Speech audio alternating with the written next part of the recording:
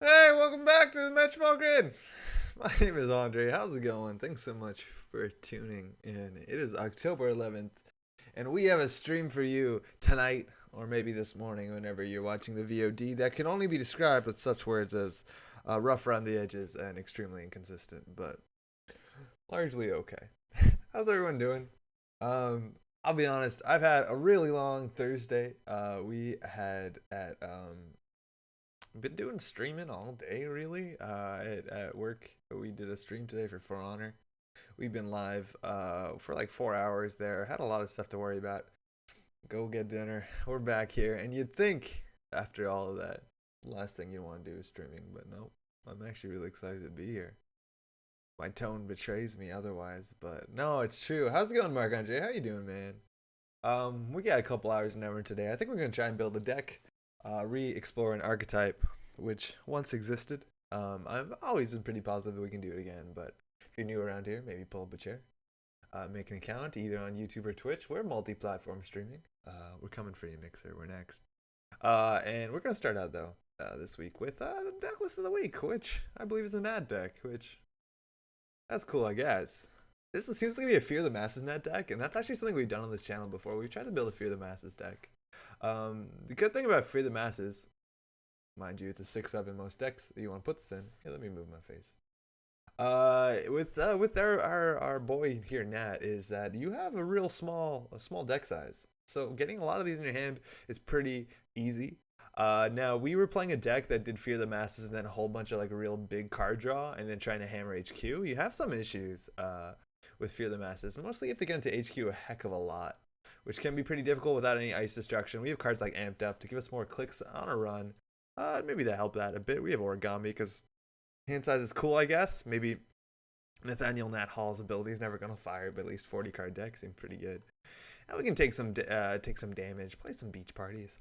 Problem with this deck is that it is a bit like anytime you see these sort of decks, they're a bit arguably one-dimensional. This is all the multi-axis I believe we have in the deck. So you can try and play around it a fair bit. With it being the deck list of the week, I think some people in JNM might be kind of might be expecting it and see how it plays and play around it. Well, that's largely it. We got Adjusted Chronotype. We got Beach Party. Gives our hand size pretty big. We don't have Game Day. Instead, we have Diesel. I think Game Day is actually like a fair bit of influence. Let's see how much it is. Hello, Wayne. How you doing? Thanks for dropping by. Also, Chris, Test, loud and clear. How you doing? Thanks for dropping by. Beach Party actually maybe is 3 influence, so maybe that's not worth it. Fuck, I'm gonna search Game Day. Taki, yes, FDM is so fun. How's it going, Taki? How's your week been? I hope you're doing alright. This one lists 3 influence, so basically we can fit 2 of these instead of diesels. I think with diesels we want to get our origamis up and then just hopefully draw with... Actually, how do we draw? We're not on Duggars or anything. How do we draw on this deck? Shazner, howdy, how's it going? Thanks for dropping by. Hopefully you're having a good week. Not have a lot of breakers too, so we're gonna have to draw a fair bit. Am I missing something? How do we draw this deck? We have Diesel and I've had worse, and that's it? This deck took a World Seer. I went 3-4. Taking Philly Regionals, place 3rd. That's a pretty good standing, right? That's not bad. Philly's competitive meta. Increase hand size, draw cards until you reach hand size. Okay, looks like we're just gonna be clicking for the draw action, which is pretty good. You stop doing this once you have a hand size of 19 and 0 cards in your deck, or the corpus threatening game point. So we might just sit back and draw a bunch. I'd be interested to see cards in this, like fan site. I guess we're playing that to be more Fear the Masses or more even. Like Peace in Our Time is pretty fine. Yeah. How bad could this be? Wow. First hand size increasing card look of confusion from my opponent is great. That's what a commenter says, which makes sense. Nathaniel Nat, you know. I want to keep the hand size -2, but we're going to go up to 19. Let's give it a shot. Confas. I recognize that name. Have we played against them online? Or have we played their decks before? Yo, Shoney, how you doing, man? It's been a bit. How you doing? I think we played their decks before. That seems like a name we know. ShadowNet Diesel is something? Yeah, I guess that is something. You know, you'd assume you have bigger plays than that. Generally, the cool thing about ShadowNet is you don't pay the cost associated to the card.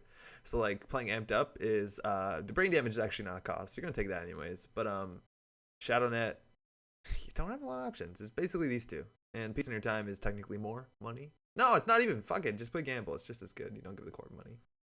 Let's dive in. Where are we? Are we on here?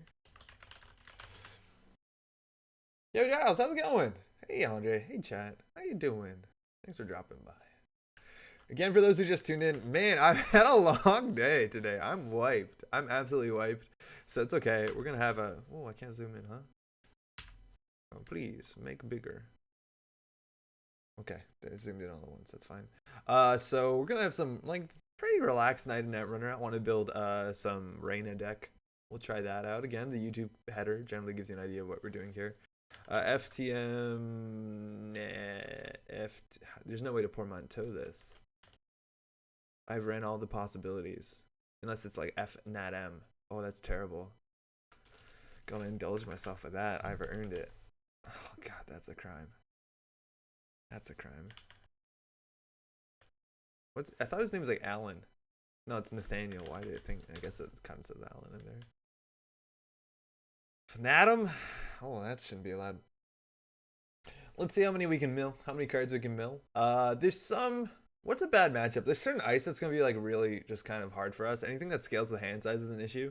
Not that many cards in the game that do that largely. Again, we only have 2 breakers. So like Komainu, kind of an issue. Net damage as a whole is kind of an issue because Fear the Masses in hand is like super important. On top of that, that's largely it, right? Pieces priority, so can't even play with ShadowNet. Oh yeah. Wrecked. It's basically 1 credit better than Gamble anyways. We're not missing out. But yeah, you're totally right. You can't do that. You can't Fisk Investment Seminar. That'd be a broken deck. So no joke. We were like trying to build, and you know, this shows how poorly socialized we are. That's an inside joke, I suppose. Before Worlds, trying to figure out what the most degenerate deck is to bring to Worlds, because we wanted to have fun. We had this like really cool deck that was gonna like constantly recur. What's it called? This card called Cost of Freedom or something? Like Price of Freedom, I think it is. The additional cost of freedom. And it was looking pretty good. We had like this pretty good lockdown, and then like it honestly took us. We were on Slack talking for maybe 25 minutes, just like amping up how cool we could make this deck, and we just like eventually read this sentence. So got so far. Woo, Wayland, thanks, you too. All right, opening hand. Let's talk about Peace in Our Time. This deck generally cares about money. We generally don't care about running. We have a draw card. We have a fan site, which is very early, good against the early 1/2s, the hostile infrastructures. That can be a problem. This hand's keepable. No origami. That sucks, but like, meh. Let's keep that. A name looks like Lovecraft and Shiverish needs apostrophes. I think we'll put apostrophes in there. You're right, though. The Deep One Calleth. Sounds like a Stargate character, you know? Okay, hopefully they don't go too fast. They're playing 49 cards. We have a slight advantage with 40. Super consistent. Oh my god. We don't have currents, death, and taxes. Oh, I thought this was the other one. This is fine. This doesn't matter, actually. We're not going to trash turns. We're going to install some things. But hey, money doesn't matter. Here, have the money. We're going to give them some money. We're going to take some more money. We can't run this turn. Not really in interest anyways. What's good is they did not play... It's the Iced HQ too, mind you. They did not play Hostile. This current might actually mean they're not on Hostiles. It might be on a slower plan, considering that if they run a lot of small agendas, it's generally hard to keep currents on the table. We could run R&D just to try and turn this off for a single axis. I don't think that's terrible. Whoa. We can't run? What's that about? That might be an issue. Is this new? Does this button work? Yeah.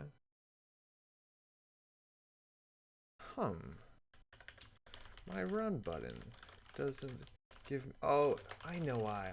Oh, I can't run. We'll play JNet. Game lost in my time. It's automated. Thanks so much, Jinteki.net. Nice. Peace. Chris just writes peace. That's good. No, that's really good. Well played. Okay, you can't get the game loss. You can't run if you play Peace in Our Time. They got our back. I don't want to show that we're onto some jank. Nah, it's all good. Peace in Our Time. Jaina has my back. So we'll get that. If we play any of these cards down, it kind of tells what we're up to. So I just want to kind of get money. It does show that we're posturing a bit, like they don't have the credit advantage, which is something they definitely want. We'll see how this goes. Maybe they score a hostile out. We could consider running. Like the problem is like economic warfare is going to take 4 credits off of us. But if they're not icing R&D, we might want to just take pot shots again. Like getting an agenda off. Never mind. Getting an agenda off the top really helps. It turns their current off. They paid 2 credits for that, and we just got to start like manually drawing. Get that. We need to find origamis. We didn't. This is fine. I don't want to lose a click a turn yet. We have adjusted chronotype to turn this thing off, which is really good. We could just play one of those. Playing an eater is like medium bad. We're gonna need it regardless, but this kind of shows up we're up to. They don't have a lot of in-faction AI hate. The worst they could do is like triple advance a Hortum, which is actually something I think we can get through. Do we have 1 Black Orchestra? Yeah, we get it. So we can get through a Hortum if we need to, but this doesn't help us much. This lets us face check with impunity. So if we do like have to run a remote server just to make them res stuff, like res and archer, we have some way of dealing with it. But like otherwise, what are we gonna? We're gonna draw once and throw out. I don't think we need all 3 amped ups. That's a much better draw. And this is a discard, not a trash, mind you. So Death and Tax is not gonna fire. Has Jay not implemented the Magnum Opus cards yet? I don't actually know. We can check it. I'm pretty sure. By typing that in, hovering it over, it looks like it is implemented. If it's not implemented, it has red text in the top right corner. Ooh, upgrade on HQ. That's a huge issue. Likely to be a Crisium Grid, which turns off our combo. There's a chance that they're spending their restricted card because they are playing transactions on our friend Brian Stinson. It's not unlikely. All right. Hand size is 6. This card's really cool how it works. This is actually a Ghost Branch deck. Roten, how's it going? That'd be pretty rad. There's a chance if they're on Stinson, also could be a reversed accounts deck, which wouldn't be absurd. If we play this, we draw 3 cards, taking us up to only 8 cards. So we have to install 2.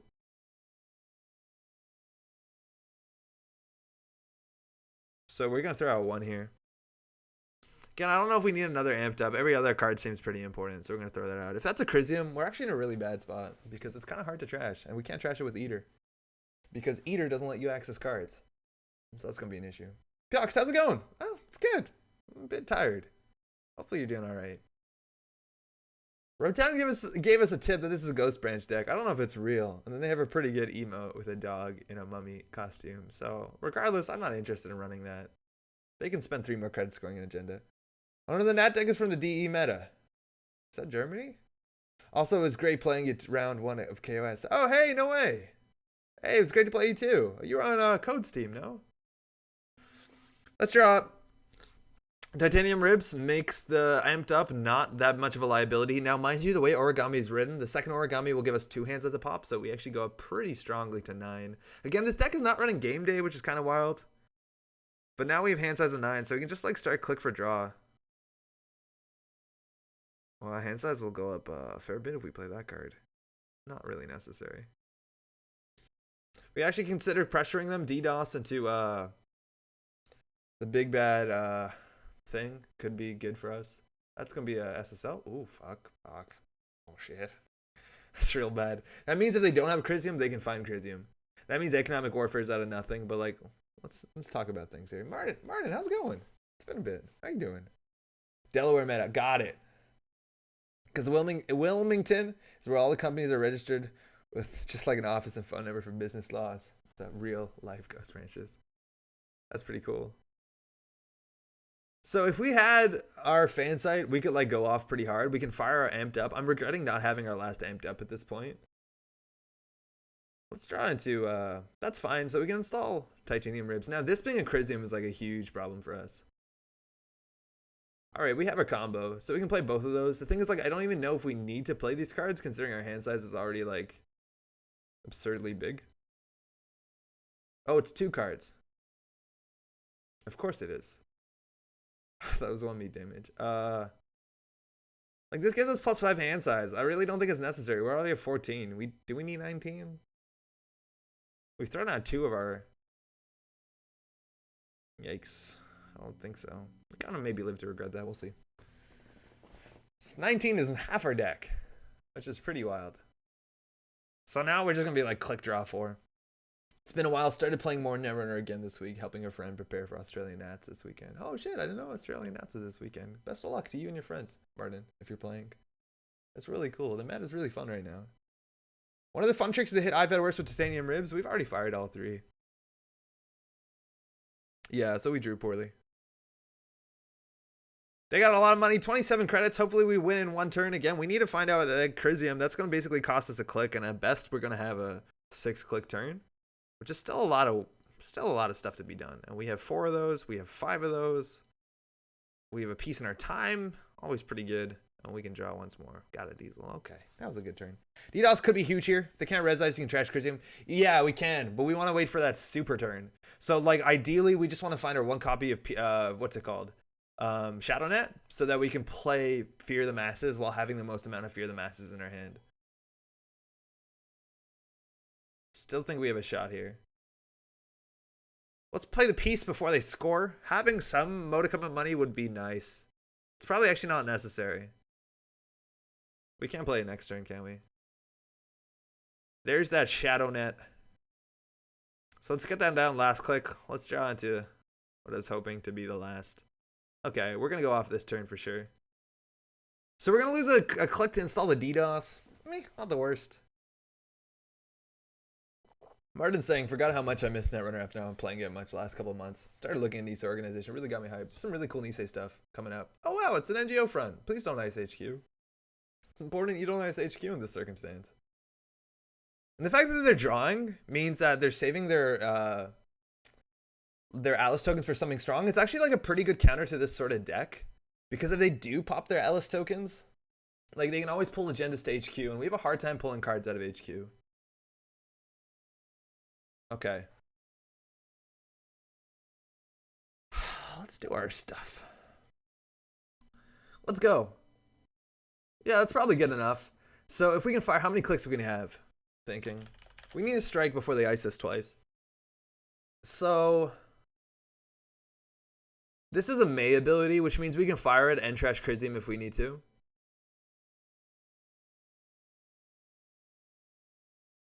Oh, it's not a May ability. Oh, that sucks. That's really bad. Because if they res Crisium, it just whiffs. It's not you may replace your access. It's force the corp to trash the top cards of R&D. That sucks. Okay, chat, are we playing that this is a Crisium or that this is a Brian Stinson?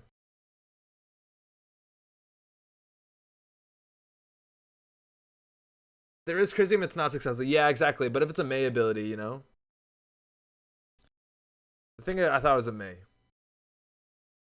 Because if it's a May, they can res Crisium and could be like, okay, we're going to access. Oh, wait, can we just access? Oh, it doesn't matter. Yeah, it's fine. It's fine. Okay, let's just go for it. I think it's fine. If they res Crisium, we can still just, it's a normal access. Because it's not successful, so the ability doesn't fire. That's not wrong, right? If successful instead of accessing cards, no, so it's not successful. Yeah, we're fine. Let's go. I don't know how many clicks we have. If this doesn't work, we're fucked. Well, let's go. So we got to choose a damage on this. I'm going to get rid of the sure gamble. Actually, technically, this is worse. So we have 5 clicks. Gonna pop that DDoS. Let's mill. Hopefully we mill 20 cards.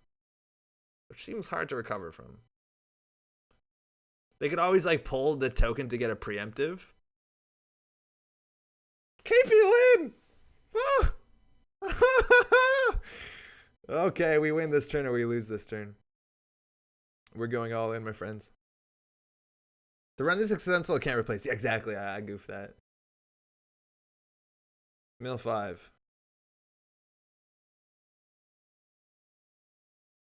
Oh, we gotta win this turn. We might want to preemptively put down the Hades shard.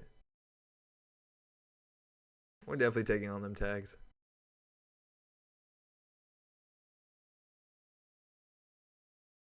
So we can mill, what? A lot of cards. KP Lin doing work. What's the chance they're also on Forma carry? It works really well with KP Lin. I think we're going to go ahead and play Fear the Masses again. Seems good. 12 cards face down in Archives. And we're going to hit a crossroads here. And they're not pulling agendas with their atlases, right? I think they might want to save them for booms. Interestingly enough, like, we can take a certain amount of tags that we can protect from a single boom. HPT, high profile target, is a lot harder because they can pull 2 copies of them. And our hand size is not, like, that big. I think we're gonna go do that again. Seems legit.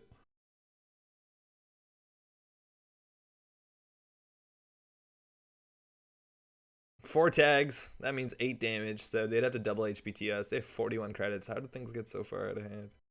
Okay, we got some options here. Either, and mind you, they're not even using this Alice token to get, like, they could have used the Alice token to get booms or HPTs, which makes me think that they have meat damage in hand. Because our other option is to run and trash 4 more. So I think instead we're just going to run archives. There's no card that shuffles into R&D. There's no more Jackson Howard. So, like, we could just pop Hades Shard and hopefully win. Yeah. I don't think there's anything we have to respect here. There's no shuffle effects. Yeah, that wins. Well, we win. We played an uninteractive game. GG. 23 inactive cards. That's new. That's a new thing. That didn't used to be there. And like, whoa. Okay, so we got one high profile target. We could tell they're in Econ Warfare. The restricted card is Surveyor, so they're now on Brian Stinson. Thanks for the game. So I'm assuming they had at least 2 high profile targets in hand. Otherwise, they would have Atlas token before we milled their cards. You too. That does it. That'll do it. What's your friend playing Australian Nats, not scouting, Max and Scorp? Those are pretty good decks. Yeah, it's got to be HPT, right? And we found 1 in here, so they probably have at least 1 in hand. If we didn't take a 5th tag, they'd actually need specifically 2 of them. And I'm assuming they have them. Oh, and they actually are on the form of carry. So if you didn't see this card has an interesting ruling with KP Lin. Where you can move this and res it, and then you approach the server twice with KP Lin, because you approach the server, KP Lin fires, then Forma Carry fires, then you approach the server again if you pass Forma Carry.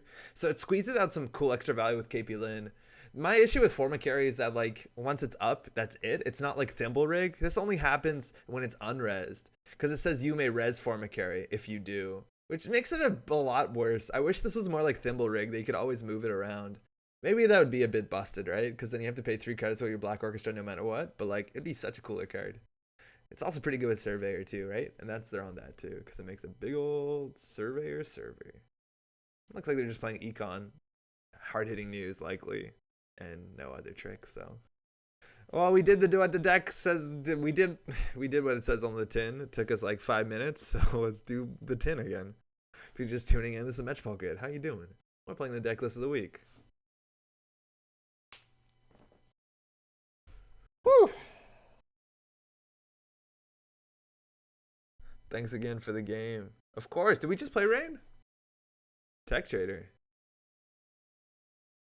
I would have been nice to draw more than 3 ice. Yo, Atlas token for that ice. If you know what we're up to, Atlas token for an ice on HQ. It makes things so much harder for us. If you double ice HQ, we can't do that.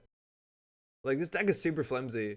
Like, it runs DDoS and that's it. If you triple ice HQ, they're fucked. Like, we just literally don't have enough money to run through HQ multiple times for the mill. Unless we, like, just keep recurring Peace in our time, which actually you can't recur Peace in our time, so never mind. But yeah, I think if you know the matchup, which you probably did, just Alice token for 3 ice on HQ jam, and we probably have to win off the remote. This hand sucks. This is actually pretty cool. This is cool. This is bad. This is a 1 of in the deck, mind you, the titanium ribs. It's good to get it early to ensure that I've had worse is fire, but like paying 1 to I've had worse isn't the worst either.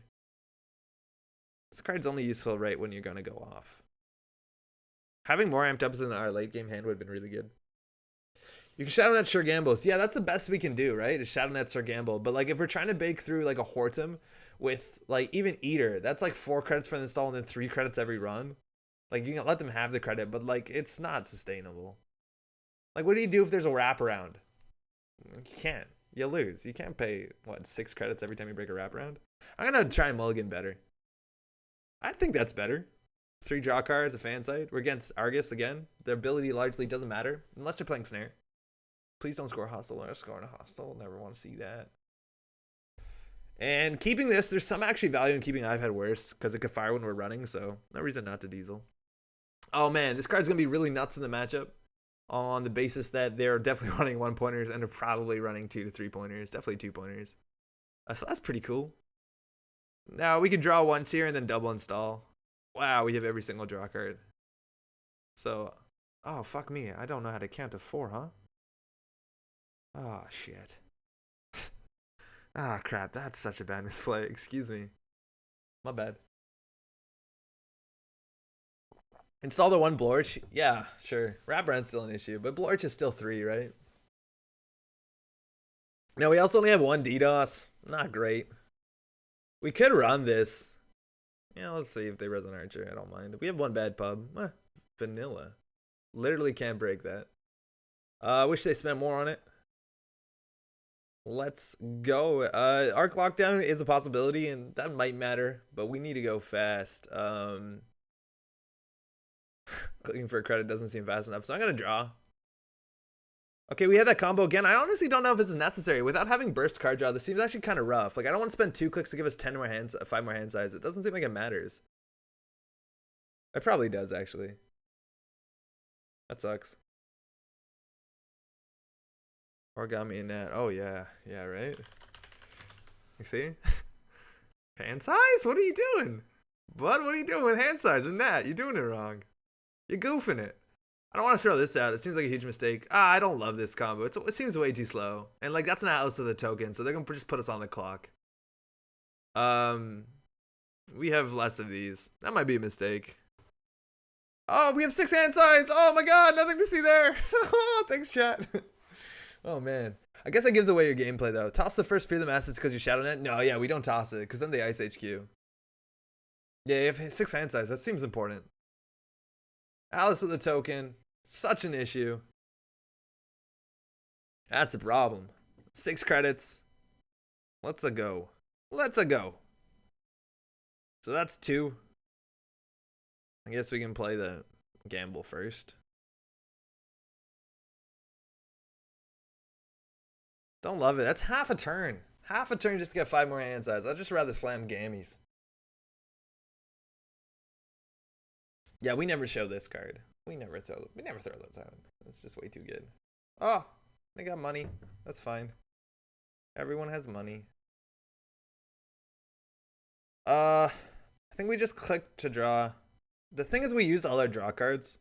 Like, we went through 4 of 6. There's only 6 draw cards in this deck. Don't love that. I guess we can put that down. That's likely to be another Atlas or something. Actually, could just be a prize deck. Steve maybe, haha. Like Steve Cambridge? It is, but does get you as much as half the origami. It does. Double ice. Now finding that copy. That's a good turn. Finding our, what's it called, is going to be pretty good. Now, unfortunately, we have all 3 of our I've had worse in the bin, and we're going to be drawing into our, in the next 16 cards, we're going to be drawing into our, a friend, Titanium Ribs. That's probably Rashida. It's not good. It's also not bad. Hand size is 11. I guess we'll put that down. Hand size is 14. Could have drawn first. We only have 3 of them in hand. 3 Fear the Masses. Oh, boy. Okay, so we have 3. In the bottom 11, we have 3 Fear the Masses. We have our Titanium Ribs. I think we have 2 Gambles. And we don't even need a DDoS here. Atlas with token. Oh, they can win next turn. We have to go off. That actually could even be the winning agenda. The thing is with 2 Atlas tokens, like they can, man, I wish we had the Titanium Ribs. We're going to have to high roll this. Well, actually, the best we can do here, because we don't have a Shadow Net, the best we can, oh man, that's really bad. That's really, really bad.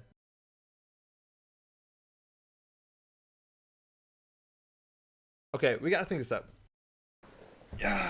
Yeah, so this turn, what I want to do, what we want to do, I hope, is the turntable is really strong. It turns off the Alice counters, makes them use it preemptively, and it also makes the 1-pointers a liability. We also have Amped Up, which helps a fair bit. The issue is taking tags, right? Like, they can get their high-profile targets with this, so we have to win this turn if we take tags. So the other option is taking meat damage, which, again, is not that big of an issue, considering our hand size is, like, you know, pretty wild. Best thing we could do? I don't know. We can just install Hades Shard. The problem is, like, as soon as we start playing Amped Up, we have to start losing cards. No matter what we play the turntable, it's a 1-of in the deck, and it's probably necessary for us to win. So the best we can do is mill 3, 4, 5, 6 cards, which is not great. 6 cards in 3 clicks isn't fantastic. We can play 1 Amped Up and hope it doesn't hit a Fear the Masses. Let's see. That's definitely where we have to start. Ah, fuck. It hit the Fear the Masses. 5 clicks. No draw on our hand. Not great. Can't charge the server. System, how's it going? Also, Andrew, what's up? How you doing? Draw for draws. Yeah, we probably could have drawn once in there. The thing is, in our bottom 11, we have 3 Fear the Masses.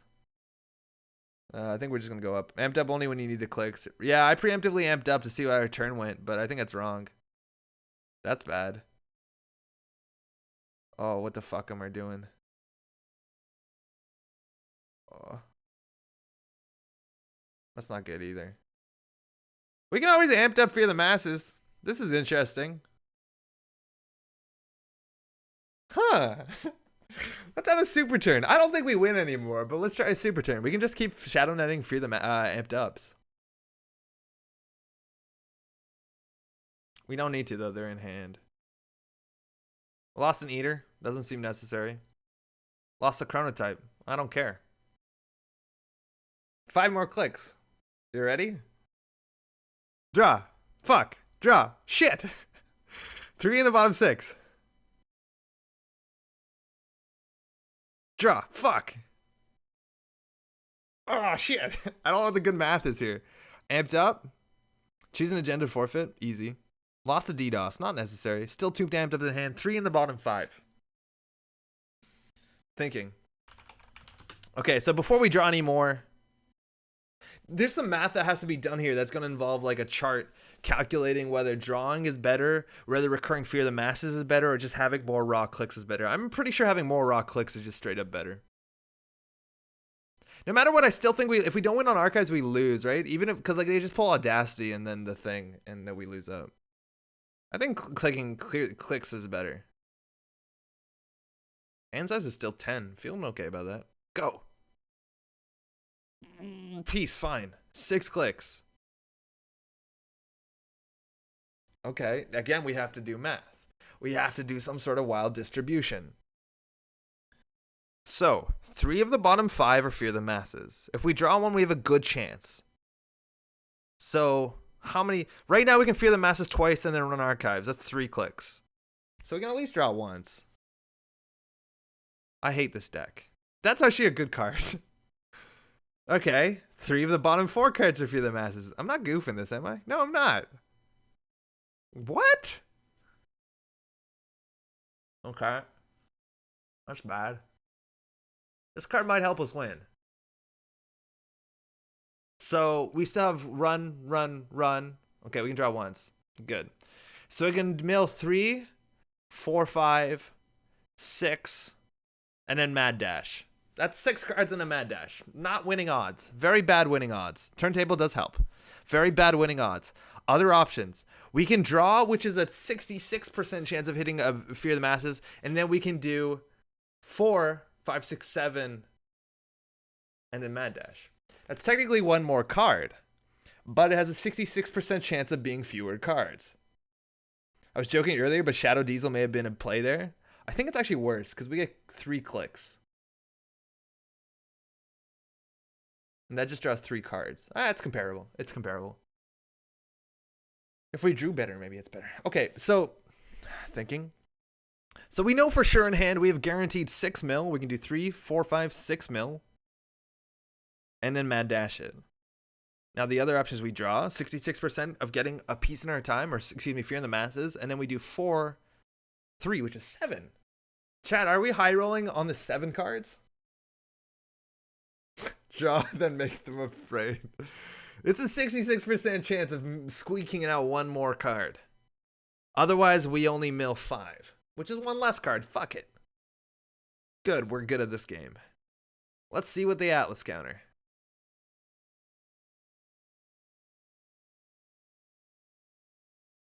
What if we drew once more? No, there's no way that's right. Get out of there. Go! They're not using the Atlas counter. Feeling okay about that. Could also just be the winning agenda in here. Pretty sure this is a Rashida.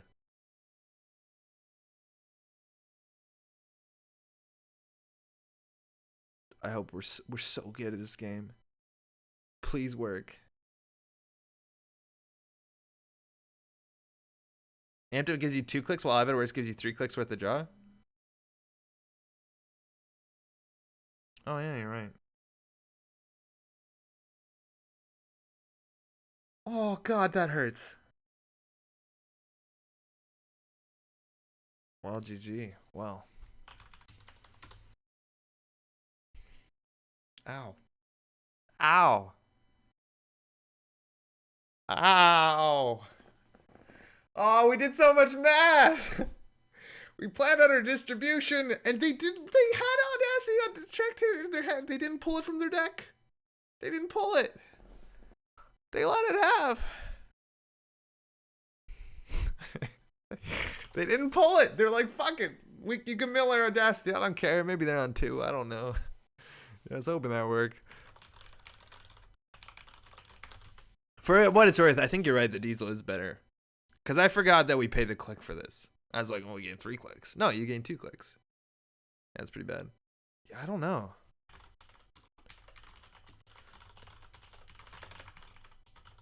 This deck could use a Duggars. I don't know why it doesn't have a Duggars. Like, I think we spent 3 turns drawing when we could have just had Duggars and then been good. Hashtag power turn. Yeah. Oh man. Okay. At least they're fast games. I could do another one of those. It's kind of fun. Yeah, Duggars is good, right? I like Duggars. I like Duggars a fair bit. Duggars takes all turn and clicked install. Sure, but we spent like literally 12 clicks hitting the draw button, if not more. 3 diesel there is pretty good in a 40 card deck. Yeah, it's not the worst. There's a chance you can high roll and just play 2 game day. Oh no, beach party game day instead of the diesels and call it a day. Maybe it's better. The thing is, actually, maybe that game day isn't good because we're not emptying our hand. Maybe game day is wrong. Yo, Jester, how's it going? I want to try Duggars though. I do like Duggars. Okay, well, we get a chance. We like the fact is there was 3 agendas out of the game already. Maybe that's worth something. But yeah, we could have had another fan site in there, which is actually another fan site. If we got another fan site on the table, we'd actually see a lot more cards. Because the extra fan site buys us 2 more clicks, which means we mill another like 7 cards or something. I made that number up, but that's the idea. You get control over stopping draw, which can be important. Either you play a lot of them and burn slots, or you play a few of them and have to worry about overdrawing. The thing is, like, overdrawing is not that bad. Like, at the end of the day, you know how much shit we lost to brain damage that's totally inconsequential? And we did get a bit lucky by this fact that we didn't have good stuff in our hand. But, like, yeah, overdrawing is not the worst thing you can do.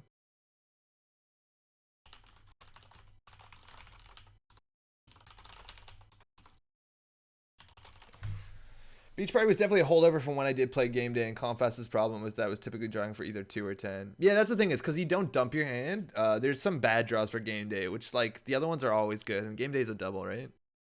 Let's give this another shot. I don't actually know, like it's not very obvious where we'd put Duggars in this thing.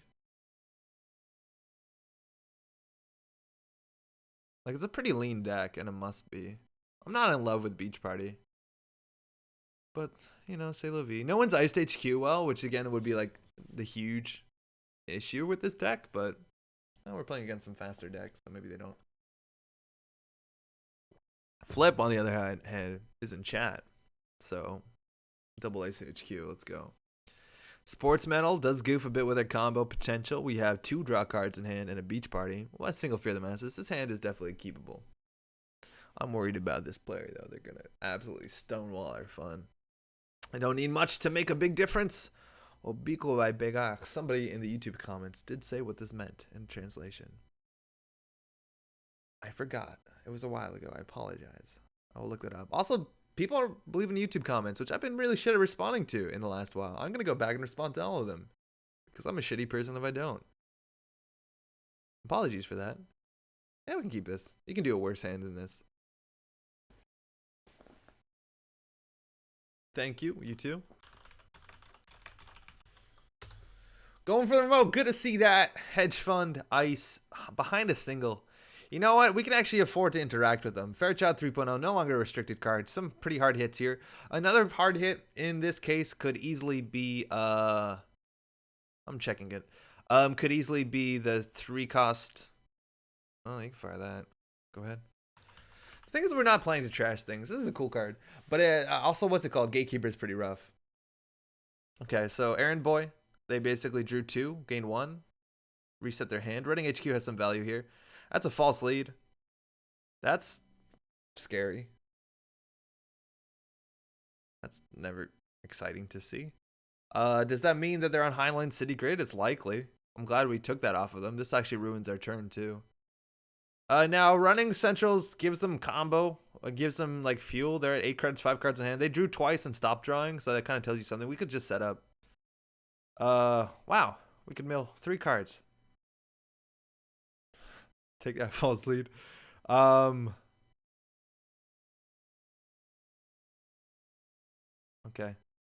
We're going to lose a click. Let's see how this goes. Let's see how it happens when you have 10 hand sides, but not a lot of clicks. They're on kill, consulting, hard hitting, news, boom. That's also an option for sure. They could have a credit lead, which they do now, and then they could just like score a false lead so they can't clear the tags. Not the best plan against misdirection decks, but definitely will work against this cheese. Luckily, we have a big hand size, so boom us all we want. Why discard with 10 hand size? God damn it. Fuck me. Thank you. I appreciate the emotes. They help a lot. With swallowing that pill. Single ice on HQ against double ice on HQ. That's kind of an issue for us, but we have 10 hand size, only 3 clicks. This actually 3 clicks thing is a huge issue when it comes down to Fairchild 3.0, which is actually a pretty common ice nowadays. And what we are drawing into at this point is almost 100% the pancakes, the adjusted chronotype to give us our 4th click back. That's basically a draw a turn.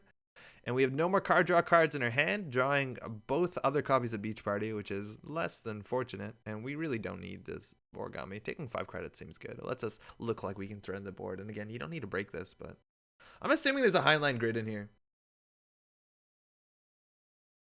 Piss. Highline Grid means we lose all our money. We have some ways to recover from that. Not the best ways. Give us a Pancake Party. That's the card we ever recover from Highline Grid, as long as we click for 1 after it. Fan side on the table is pretty good. 10 hand size, also no discard, even though we could discard. Because who needs cards? Yo, Cavis, what's up? What's the deck you're using? It's the deck list of the week. It's Confess's Nats that did not do well at Worlds. It did pretty well at Philly Regionals, but it's basically a Fear the Masses cheese deck. We've milled, I think we milled 30 cards in game 1. No, I think it's like 20. And then second game we milled 7 and lost, but it is what it is. Not happy about this. What is this? Urshida? Team sponsorship? Doesn't really do much. I just want that party. Or that pancake party. Okay. We can throw out a lot of trash in our hands. Now, we need the DDoS.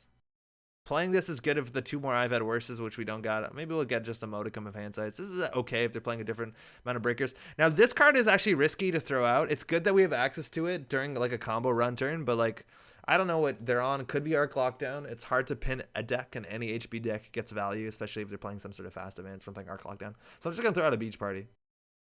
We might want to have this in the bin at some point. That's the Rashida. What's in server 2? Who knows? Something that cares about clicks? Maybe they're all Tempests. Just Tempests all the way down. You don't have clicks to lose from Tempest. Gotta do that trace or whatever that is. You can always damage Blorch out of your hand on your combo turn. That sounds ideal, actually. Going horizontal. Please don't show us one of them. Lakshmi Smart Fabric says, taking some money might be necessary in this matchup. There's a big chance because they have pretty decent card draw that we'll actually have to break ice on HQ. If we have to do that, we have to do that first, so... Just only 2 clicks. Only 2 clicks and we draw once we throw it out. That's good. Gotta throw that one out. So next turn, we're gonna take some damage with the titanium ribs to draw 3, and then we'll throw out the Blorch. Hopefully that's not gonna punish us. So that's pretty good. Score 3. Give us a fan site. That's a Hyperloop extension. Pretty good tempo for them. Generally, they gain 2 credits. Thinking Jeeves in spare mode. Jeeves is reasonable too. I think Jeeves sponsorship makes some sense. Not the most. We'll hit that. We'll get this in the bin. All right. Wow. Whoa! We almost got everything. Biggest issue, though, is that we don't have... Either we want our single copy Shadow Net. We want to get another fan site on the board. It looks like they're not going to close the game fast, and most importantly, we need the DOS. This'll fix our hand size problems. Yeah, it could be Jeeves and remote, Giles. I'll figure it out. It's actually just another Rashida. 3 more card draw. I think they're going to double ice HQ real soon. An Eater would be good. If they get a Turing on HQ, we can always Black Orchestra it for 3. Not the worst. And we do have gambles in the hand. And that's the thing is, like, with these 1-pointers, you can always forfeit them just to get more mills. Like, I'll forfeit this to get 5 more mills. I don't care. They're playing best defense on Beach Party. This person knows how to make friends. 0 cost card. Oh, thanks for the click, my friend. All right, thanks for the click. This is fine. Getting this down is actually pretty important too, but they didn't score last turn. They may not score this turn. We have more money than them. Interacting with them is not the worst thing. I think we want to draw once. What's the chance they're only running 1-pointers? I don't know. If they are, like, I think you always run Vitruvius. It's like just too good not to. Okay, we don't need this card. We want to get that down because it looks like they're scoring next turn for sure. And either we install a card or discard a card. If we draw, we discard 2 cards. Not the worst.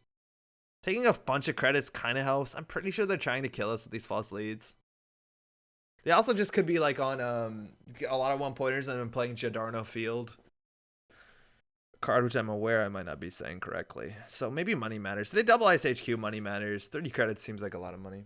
This must be an RHHN Consulting Visit deck. Dumbbrick, how's it going? I think you're right. I think the early rush false lead to go down to like, what, 4 credits might mean it's hard hitting news. Double ice HQ. Okay, we need money now. We actually need to break shit. Unless they're on a Meridian somewhere and they do res it. Oh, what the fuck is this? Give us a fan site. That's a good drop. That fixes our hand size. Now, there's no other way to take damage because this is brain damage, which doesn't fire that. But this lets us draw up for last click. Still in the bottom 8. What do we have? In bottom 8, we have 1 Fear the Masses. Are they on straight combo? I don't think you run false lead in straight combo. Oh, fuck me. 3 Rashidas fired this game. I don't think they're on straight combo with like the Dragon Lady Salvatore. They're probably on Consulting Visit. Also ShadowNet. Yeah, we have ShadowNet. We have 1 Fear the Masses. We have 1 DDoS in the bottom 8. Bottom 8's still looking pretty juicy. Okay. Okay. Go. Okay, we have the full suite. We could consider throwing down an Eater, which is also in the bottom 7, and just like slamming.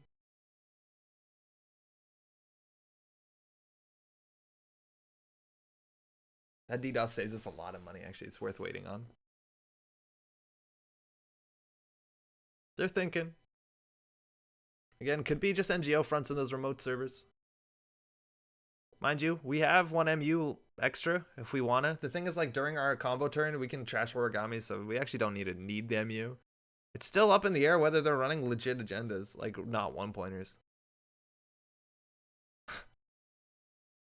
Cool thing is we mill a lot of their deck. They can't really draw because in theory it can mill their whole deck, so maybe they just get a lot of credits and then we lose to that.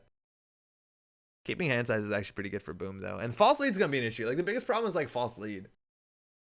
I guess we're gonna have to fire every single copy of Amped Up that we can get our hands on, just so that we don't lose. Like, losing 2 clicks with a false lead turn on the Fear the Masses deck is like actually losing maybe like 4 or 5 mils. Oh, okay. Okay. Oh, they're technically on 4 points. It is possible that they score an agenda in server 1, play a game changer, and like fast advance out their domestic sleeper. This actually might be the turn that we have to interact. Amped Up is a counter false lead. Yeah, it's perfect. But like, there is a small chance that they play game changer, which gives them like what, 2 clicks. They can advance, biotic from hand as well, and then like score the domestic sleepers. It's a possibility. Domestic sleepers is a good reason to play turntable. They generally have 2 of these in their deck. Most lists I've seen, at least. Give us a DDoS. Magic.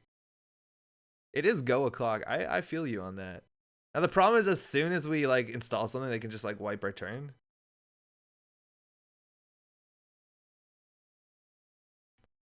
Let's not let that happen. I don't think it's go o'clock, actually. We probably shouldn't have to done that. The chance of them winning next turn is super unlikely. I don't think it's... Fuck. I'm undoing that. Because I don't think it's go o'clock until we have Shadow Net. It's not go o'clock until we have Shadow Net. No, it's not go o'clock. Let's see if they have that Game Changer Biotic combo. Sorry, Caps. Maybe if server 1 is Arella, we're like totally goofed. And they've been drawing a lot and not scoring that many agendas, so their hand probably has 2 agendas in it.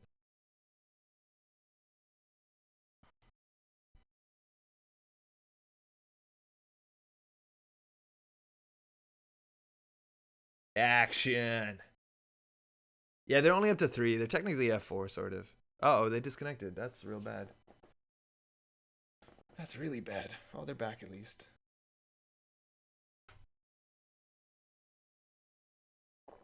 During the countdown of the show, I poured myself a glass of water. It's all good. It was it tasted terrible, and I looked at it, and there was a fly in it. I don't think the fly made it taste terrible, but I'm just saying, I'm glad it tasted terrible, otherwise I would have drank a fly. Which we just can't have at this point in my life, you know? That would just ruin my Thursday night. Too much protein. No action. Oh, we're drawing! Give us a shot on it. Piss! Okay, do we draw? Oh, we have to throw out a card then. We need to keep extra chaff cards in our hand, though. We honestly have nothing good to fear the masses. Putting this down if they score from hand gives us another Shadow Net. It's going to be close. And the value of the turntable largely depends on how many 0-point domestic sleepers they have. Please don't ice HQ again. A Gatekeeper is also really bad because it keeps its strength up for the turn, which is like really unaffordable.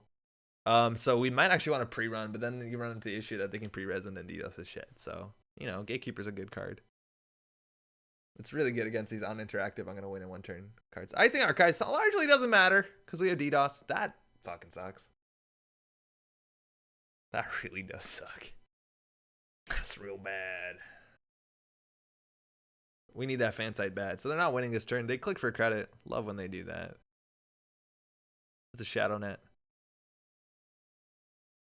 So if we install this, we're at 14. I don't know what the next 2 cards in our deck are. In theory, we want some shit in our hand so that we can like take brain damage. Literally every card in our hand. Actually, the Hades Shard. It's either the Hades Shard or the Mad Dash. I think Mad Dash is much better considering they're on 1-pointers. We'll wait if they do want to false lead us. So we could consider drawing here. Hopefully it's the last gamble. Oh, no. I actually don't know what it is. Whoa. There's a piece in our time, which we can't play next turn. So that's not worth drawing into. And then, like, what's our last card? We could play this. Click for a credit. Seems okay. We can draw. Oh, yeah, it's that. So it's that and the piece in our time. That sucks. I'd rather draw the piece in our time. Piece in time last card's the worst. We could play this. Has edge cases of being good. And then next turn we go off. They also did throw out 4 cards in archives. They might actually throw out agendas. In a sports metal deck might be reasonable, specifically throwing out domestic sleepers. In some cases, you could argue throwing out a Hyperloop extension, but it looks like they're pretty fine paying 3 credits to score there. All right. Do we lose? Didn't lose last turn. The only difference between this turn and that turn is 1 card. Oh, slow advance. They're going for the slow advance, my friends. Last card's piece in our time. Could be the game here. Could be advance, advance, advance. Play a shit ton of biotics. Score this out. We ready to put our money where our mouth is? Are we? Yeah, fuck it. Let's go. DDoS. Gotta play an amped up first. Throw this out. Play the DDoS. Make sure we never have less than 2 clicks left. Not run HQ. Don't do that. Let's go. Godspeed. What's the upgrade? No idea. Literally no clue. We know nothing about their deck. Besides maybe they're trying to kill us. Can't res that. That's good. Show us a Gatekeeper. Fine. Fire. This doesn't matter. Good. One of the ice doesn't matter. Show us a vanilla. Don't show us a Fairchild 3. It's a quicksand. Relatively good. Affordable, though. Could be worse. We got this. Fuck your deck. We are milling them out to death. There are no other options. They are not going to have any more cards to play the game with. Going to be real shitty about this.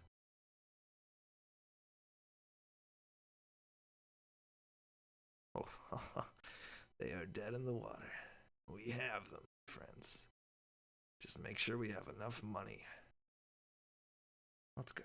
They're done. They're done. Yeah, we can throw this out. It doesn't matter. If they don't have a deck, they lose. They lost. We got it. There's nothing they can do. Unless this is whatever that shit is. That terrible upgrade. I think it doesn't even work. We have more than enough money to run this. Fuck your deck. I think we're just gonna do that again. 8 cards left. It's gonna be an issue. Thought you were not Shadow Netting if Fear the Masses. No, we are. Mill's another card. Not necessary. Shadow Net Gamble is also acceptable. Last amped up. We'll do that on 3 clicks. Okay, we gotta match the strength here. It technically doesn't matter because we just win in the next mill. Also, we can run this remote. What's the chance we die? We can just Shadow Net here. Is this up to? Yeah, you reveal X copies of Fear the Masses, so we can just reveal 1. Yeah, we'll play it straight from hand, whatever. Throw them all in the trash and run archives so they can sports draw for the loss. That's pretty cool. I like it. Oh man, we got really lucky that the ice wasn't a problem. So we had to boost twice there. I did the ordering wrong. How many copies of Fear the Masses? We'll just do 1. Now we can click for 3 credits if we want to style it out of here. Yeah, we'll just click for 3 credits. Good game. Got him. Ooh, do you mind? I'd like to see what's in archives, though, for what it's worth. Yes, not. Yes. God, I hate this deck. Mean SM, how's it going? I feel you. I feel you so much. Oh, no, the Gatekeepers. Oh, that's so not good. You wanted this on HQ. Literally, you put a 6-strength code gate on the inside of HQ. We're done. Can't deal with that repeatedly. It's way too expensive. 4, 5. It's 5 every time. We maybe squeak through. This on the inside's medium okay. Ice Suite is super weird. Cyberdex Virus Suite doesn't matter. Real agenda in there. They're on food, so that turntable is actually really good. We're not giving the stock buyback. Actually, was an option. And consulting visit. It looks like they're on boom. So there's hard hitting news in here. So it looks like that's what they're going on for. Oh man. Yeah. Looks like they have it. So they want to just basically give us everything, hard-hitting news us, and then boom. Now, these sort of decks don't have any way to sap your credits, and right now the value of hard-hitting news is that it's really good with economic warfare, right? Otherwise, it's just a tempo cost. Now, they did have this in hand and 2 Vitruviuses in hand. So in theory, actually, Consulting Visit into Game Changer is not terrible. If we wanted to be really scared about that sort of play, we actually could have preemptively Shadow Netted to get rid of our agendas, just so that it can't Game Changer out. Because there was some weird situation in which they had 2 Game Changers in hand. They could have Game Changer, scored an agenda, Game Changer, and then scored something else. And it actually looks like they were working on a Vitruvius to recover that. I feel ya. Yeah, it looks like there's a 3rd Vitruvius in the remote. That's wild. But yeah, all they're trying to do is get money. Yeah, that's cool. Hard-hitting news also, I guess, you don't really exactly need economic warfare if you score a false lead. We just had to make sure we had more false lead. Yeah, I was playing around some wild Game Changer Vitruvius. I think you actually had it. I think you could have won. Could they not have won? Game Changer... Consulting Game Changer score Vitruvius. I think we'd have to crunch it. Vitruvius in remote. Click sleepers. Might have been 1 click short.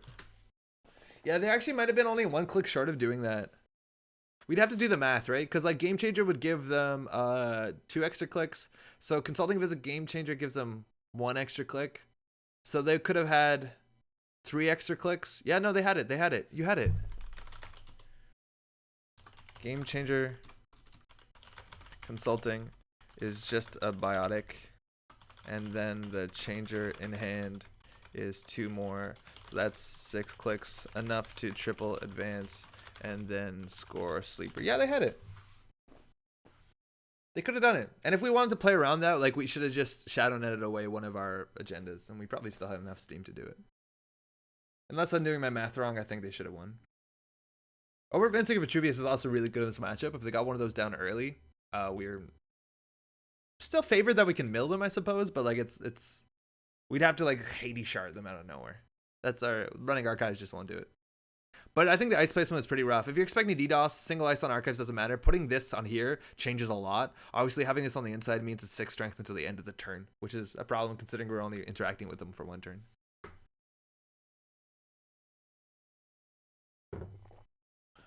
Yeah, I think they could have done it. Yo, Zero, how's it going? How you doing? Thanks for dropping by. All right, I think we're gonna actually go build some new stuff. Played that deck for an hour. It's I don't love these sort of like combo decks. I like them when they're a bit weirder. I think we were playing back in the day like bug out bag, Fear the Masses decks, or like weird bug out bag decks and Shaper. That stuff seemed like more crazy to me and more like interactive on the fact that it was like wild combos. Drawing a lot of just Fear the Masses. Never loved it. But I think you could have done it. Yeah, they could have had it. They definitely could have had it. We're gonna build a deck, so strap in. Also, this is gonna no, it's not good. That's fine. That's what the intro looks like. That's cool, huh? Never seen that before, right? Just tuning in. How's it going? My name is Andre.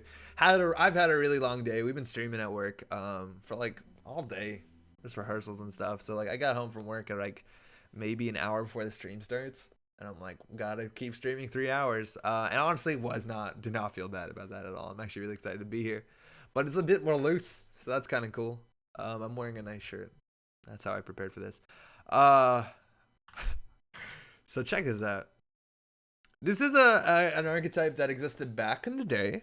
And it's an archetype that was played a lot by a Netrunner player that I guess used to be is right, but also still am. No, never. I'm a big fan of. Maybe you've been playing for a while. If you've been playing for over 2 years, you have a chance of knowing a nice man named Chris. And Chris from Kiv, represented by this monkey. Yeah, Zach, you're right. We're doing some Headlock. That's exactly it. This guy, really cool dude, East Coast of Canada. I hope he's doing well. I hope his G-Pigs are doing well too. Used to put out a video a day.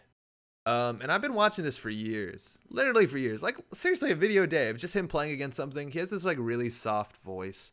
People call him Mr. Rogers of Netrunner. I think that's pretty good. Just very kind, soft voice. Never swore at his opponents. Never talked shit like I do. And if you maybe recognize this might actually be totally wild for you, but this is how I started playing Netrunner Online.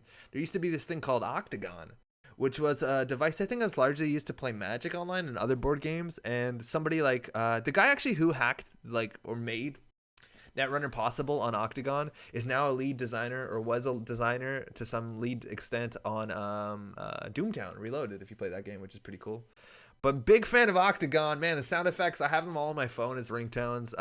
They're like really, really, really, really cool. But man, Octagon was great. Nothing was automated. It's nothing like JNet. Everything was like shortcuts, like running HQ was F6, F5 for R&D, F7 for remotes.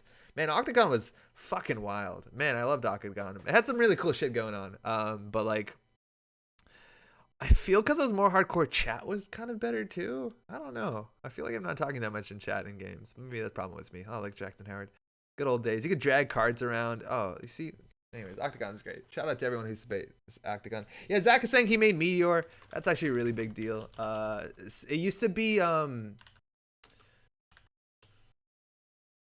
this is not right. That was, what is it? You actually notice Kiv put always his deck list at the bottom. It used to be Netrunner.Meteor and then StimHack picked it up and it's Meteor.StimHack. Excuse me. So this deck builder, if you use this, a lot of people still use this. This is actually Chris's as well. So huge shout out to Chris. The Sam Swede brainchild. I didn't know that. I remember he quit when Sivir was everywhere. Yeah, that's probably a bad time. Anyways, huge shout outs to Chris. Back in the days on my channel, I played a lot of his decks too at tournaments too, and I would shout him out. Anyways, a video day, pretty good. Actually, before we get into that, I just want to do news really quick because there's actually some really cool news in Netrunner. this week. Let's pull up the Reddit. For those that don't know, the unofficial support of FFG's Netrunner ends in about 11 days, which obviously is not great. But like, I come with the most positivity based off of Nisei. Earlier this week, what's his face? Dan. What's his face? Came out a video with Gregory Tung, who is the lead designer on new cards. Also, Kevin Ray, how's it going? I miss Kiv's videos so much. I feel you, man. I used to fall asleep every night to those stuff. Well, most nights. It was good.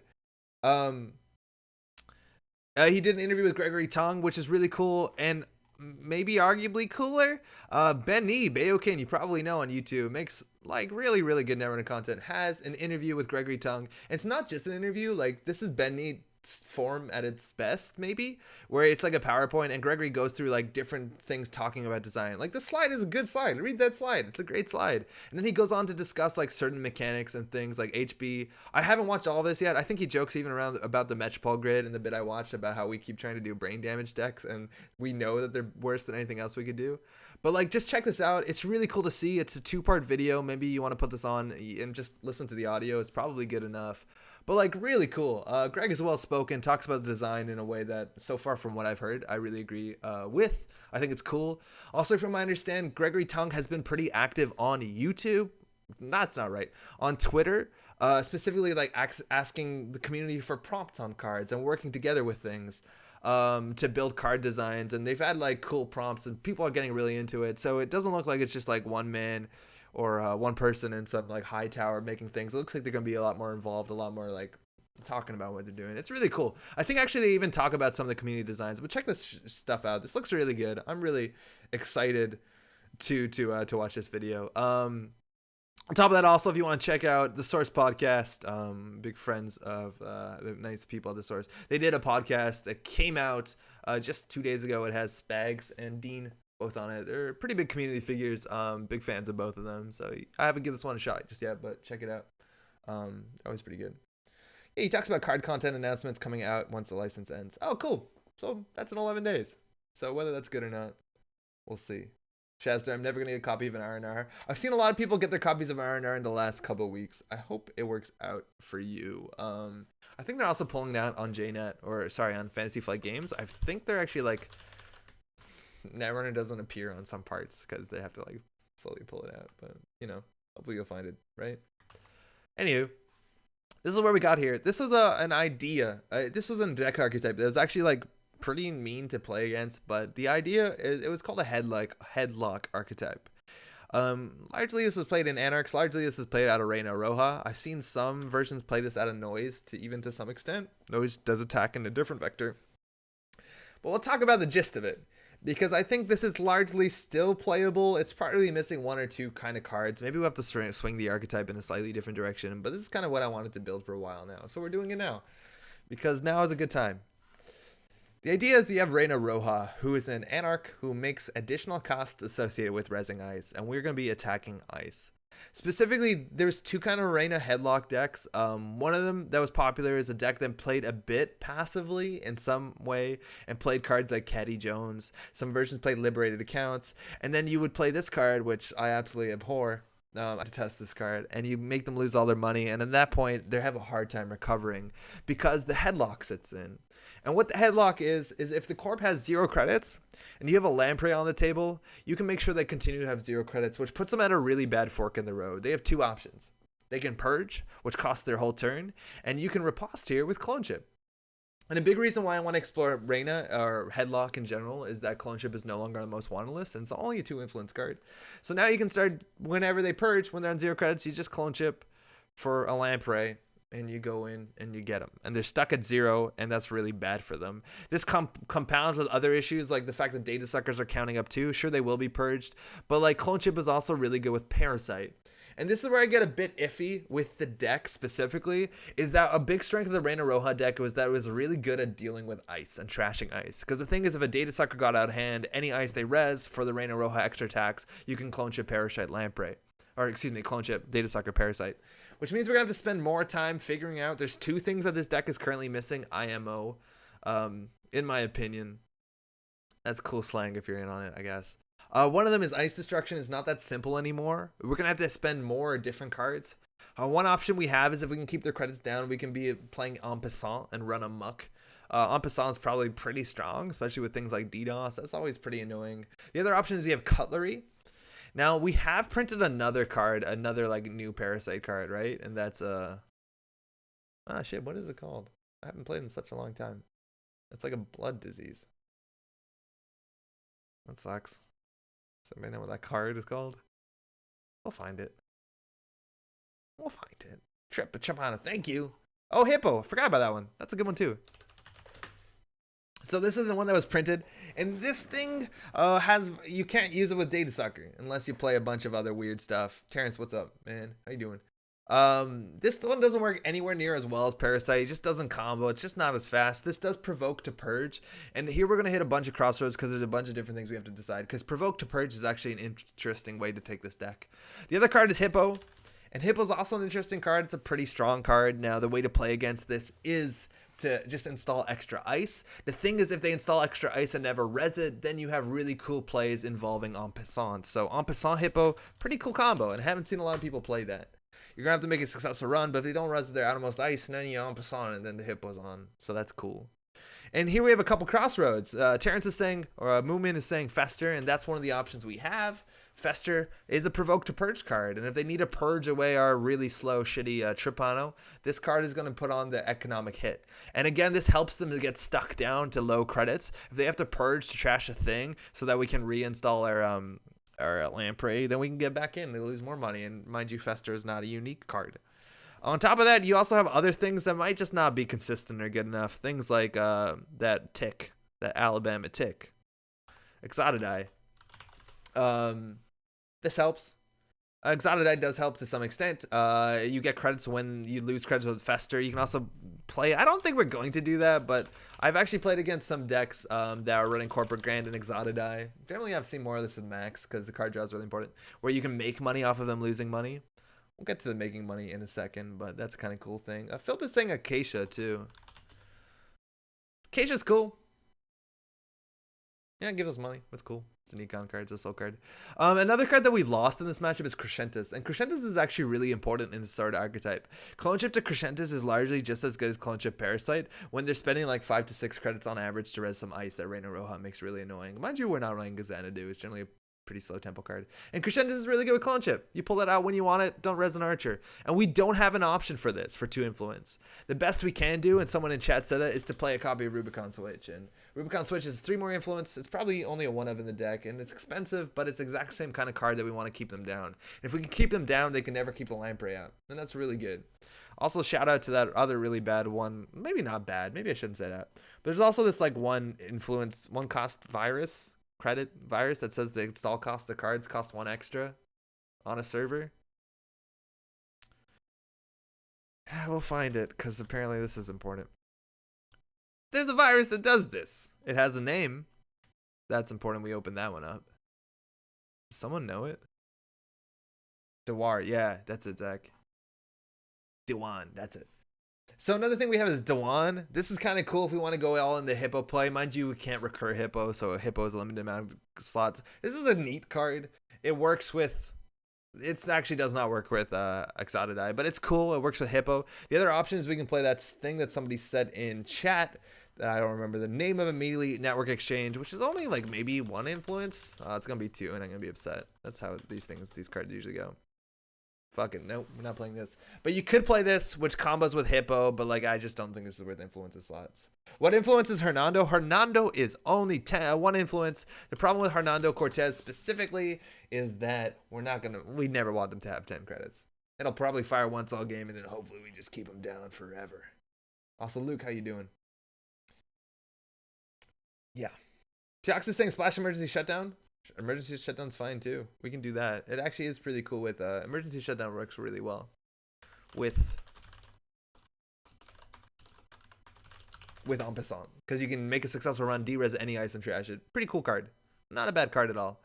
Now, I am missing out on another really important part of aggro Headlock, and that's this card here. This is the influence suite. If you ask me how to build a Headlock deck, I would start with these 5 cards. And this deck used to have Desperado. And Desperado was a really strong card because we have a deck that was running HQ to make them lose a credit to keep them poor. But on top of that, they gained a credit and then they gained a Data Sucker token, which is insane. That's really nuts. Like, we're running HQ to get 2 Data Suckers and a Desperado, best case scenario, and a Lamprey. Absolutely nutty. And Desperado obviously is no longer in the revised core set, but we did just get a new Desperado. It's not as good, but it's not bad either, and it saves us 1 influence, and it helps with their card draw, which is kind of nice. So that's come back, which is kind of cool. Yo, Jankovic, how we doing? Yeah, that's exactly it. New Headlock, also Wombat. What are you up? Corey, also, how's it going? Don't worry, I'm finally here. How you doing? How you going? Hernando's a good way to drag them back in line if they do get ahead. That's true. Like, it's totally an option to do that. We'll see how this goes. This is a more modern version. I think this is December 5th, 2015. This is June 12th, 2016. Never mind. But you saw this just ran Fast Mimic, 3 Crescentises.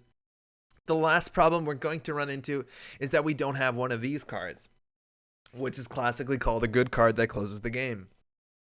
It's wild, and that shows you a bit about how this deck functioned. Mind you, Chris ran a bunch of these. I couldn't find any of his deck lists because his Meteor versions no longer exists. But like, a deck that runs Eater is running Medium, and that shows you how potent the Ice Destruction was with 3 Parasite. What the fuck? With 2 Parasite, 3 Clone Ship, and 2 Crescentises, that you are winning off of Medium in a lot of your games when you have an Eater. And a cool play is you can run with the Eater to get tokens on Medium, even if you don't access. Technically it works, and then you can make 1 big runner, something like that. This version, which is on Faust, was running Keyhole.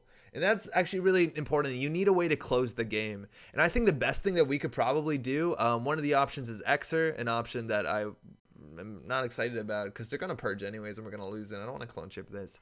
Actually, we're probably just good enough playing Turning Wheel because it kind of works into the same idea of like, I'm going to run HQ with Lamprey maybe 4 times a turn, like a total jackass. So let's build a deck. Oh yeah, we have Bankroll.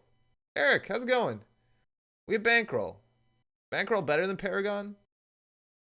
Maybe. Honestly, it's not terrible.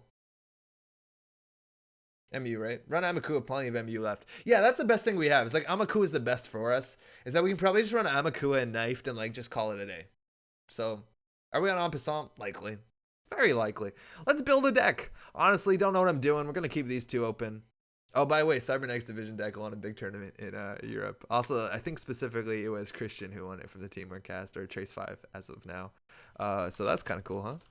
I hope you like Motion Notion, my friends. That probably wasn't the correct password.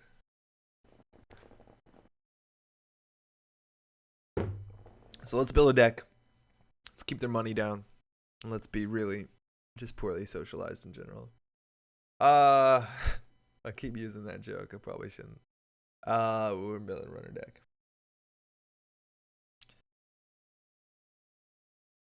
The Red Queen? Oh, there she is. Which one do we want? I think we have to do this one for a legal deck. Melly, what's up? Looks like deck space is tight, but Bagat seems like it would work well with the idea of this deck. It probably would work well. Bagat, if there's any card that's like 50th card syndrome or 46th card syndrome, or probably the way I build decks, 47th card syndrome, it's that one. It's a good card, but like it's never integral, and it just always gets cut over other reliable things. Also, cool thing about these decks is they ran Street Peddler. I remember Chris saying specifically, I watched one of his videos today, he's like, 15 events, Street Peddler, not the best. Oh man, Deja Vu is actually really good with Parasite. That probably helps a lot. But Street Peddler was really good because Street Peddler gives you the ability to install Parasite and like Data Sucker and Crescentus out of nowhere. And Crescentus out of nowhere is a hell of a play.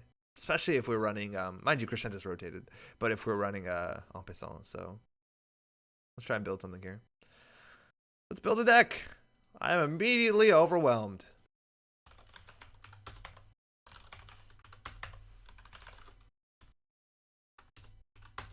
Okay, so Bankroll is 2 influence.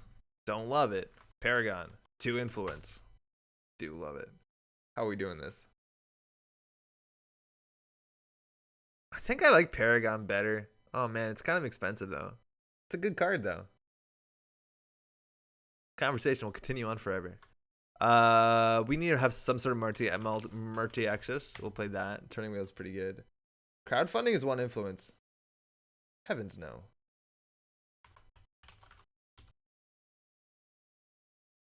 Do I have to actually look at my cards now? What is it? Is it 1 influence?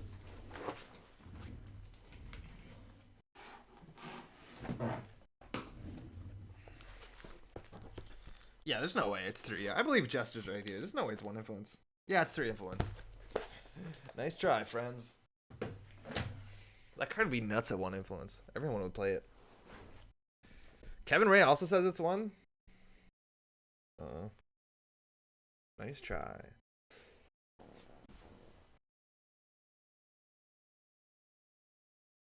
So it's been like, what, almost 2 years of streaming? And you can tell. Because now when I cough, I mute things. Can't buy that skill, huh? Or not. Never seen it. I like your confidence.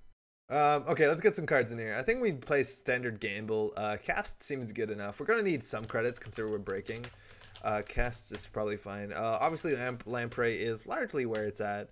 I like David. David's okay. If we're playing David with Cutlery, we get a bit further. Amakua seems really important. Amakua Data Sucker seems really good. I think we only do 2 of those, though. Really bad with Inject, but we're just going to run a lot of them. Can't run Parasite. What are we doing for Destruction? It's crowd. Unfunding. Ew. So professional. Hijacked Router. Hijacked Router is an option. The thing is, Hijacked Router is like particularly not a lovely card slot. It does help with the lock, you're right.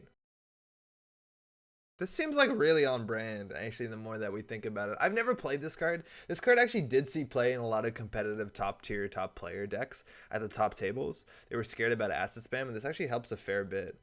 Terrence is saying Apocalypse. No, that's not how you play Headlock. That's like a totally different deck. We can't do that. Was that a G&K? An opponent down 3 crowdfunding turn 1? That's pretty good.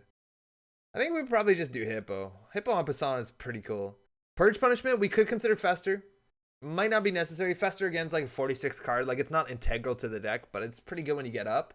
Specifically, the issue with Fester is that you require like a lot of card draw to get like that kind of like, I need my Fester down first, then I need this down, then I need to get them in the situation where they're mattering to purge while putting up enough pressure that the 2 credit hit is like meaningful. Like, all that shit is really rough. So I don't know. Fester maybe gets in there. This card's interesting, but let's try with Hippo. 3 of Hippos, not the best. That means we probably want to play En Passant, which is just good with Reyna in general, and that actually might mean we want to play DDoS. I don't think we're running Trip on O. Trip on O is like just way too slow. Run Amok En Passant. Run Amok I like less, but I think En Passant is really good. Fester Tripano seems okay. I think okay is probably the best thing we can say. It does seem okay. Forged. Forged is really bad with En Passant. I'd rather just run. Maybe we face check shit. Wow, this is already 33 cards. This deck is terrible. How did we build this? Who let us do this? Yeah, let's put our plastic slots in there. Inject Ividwares. Dirty Laundry is pretty good. I do like that a fair bit.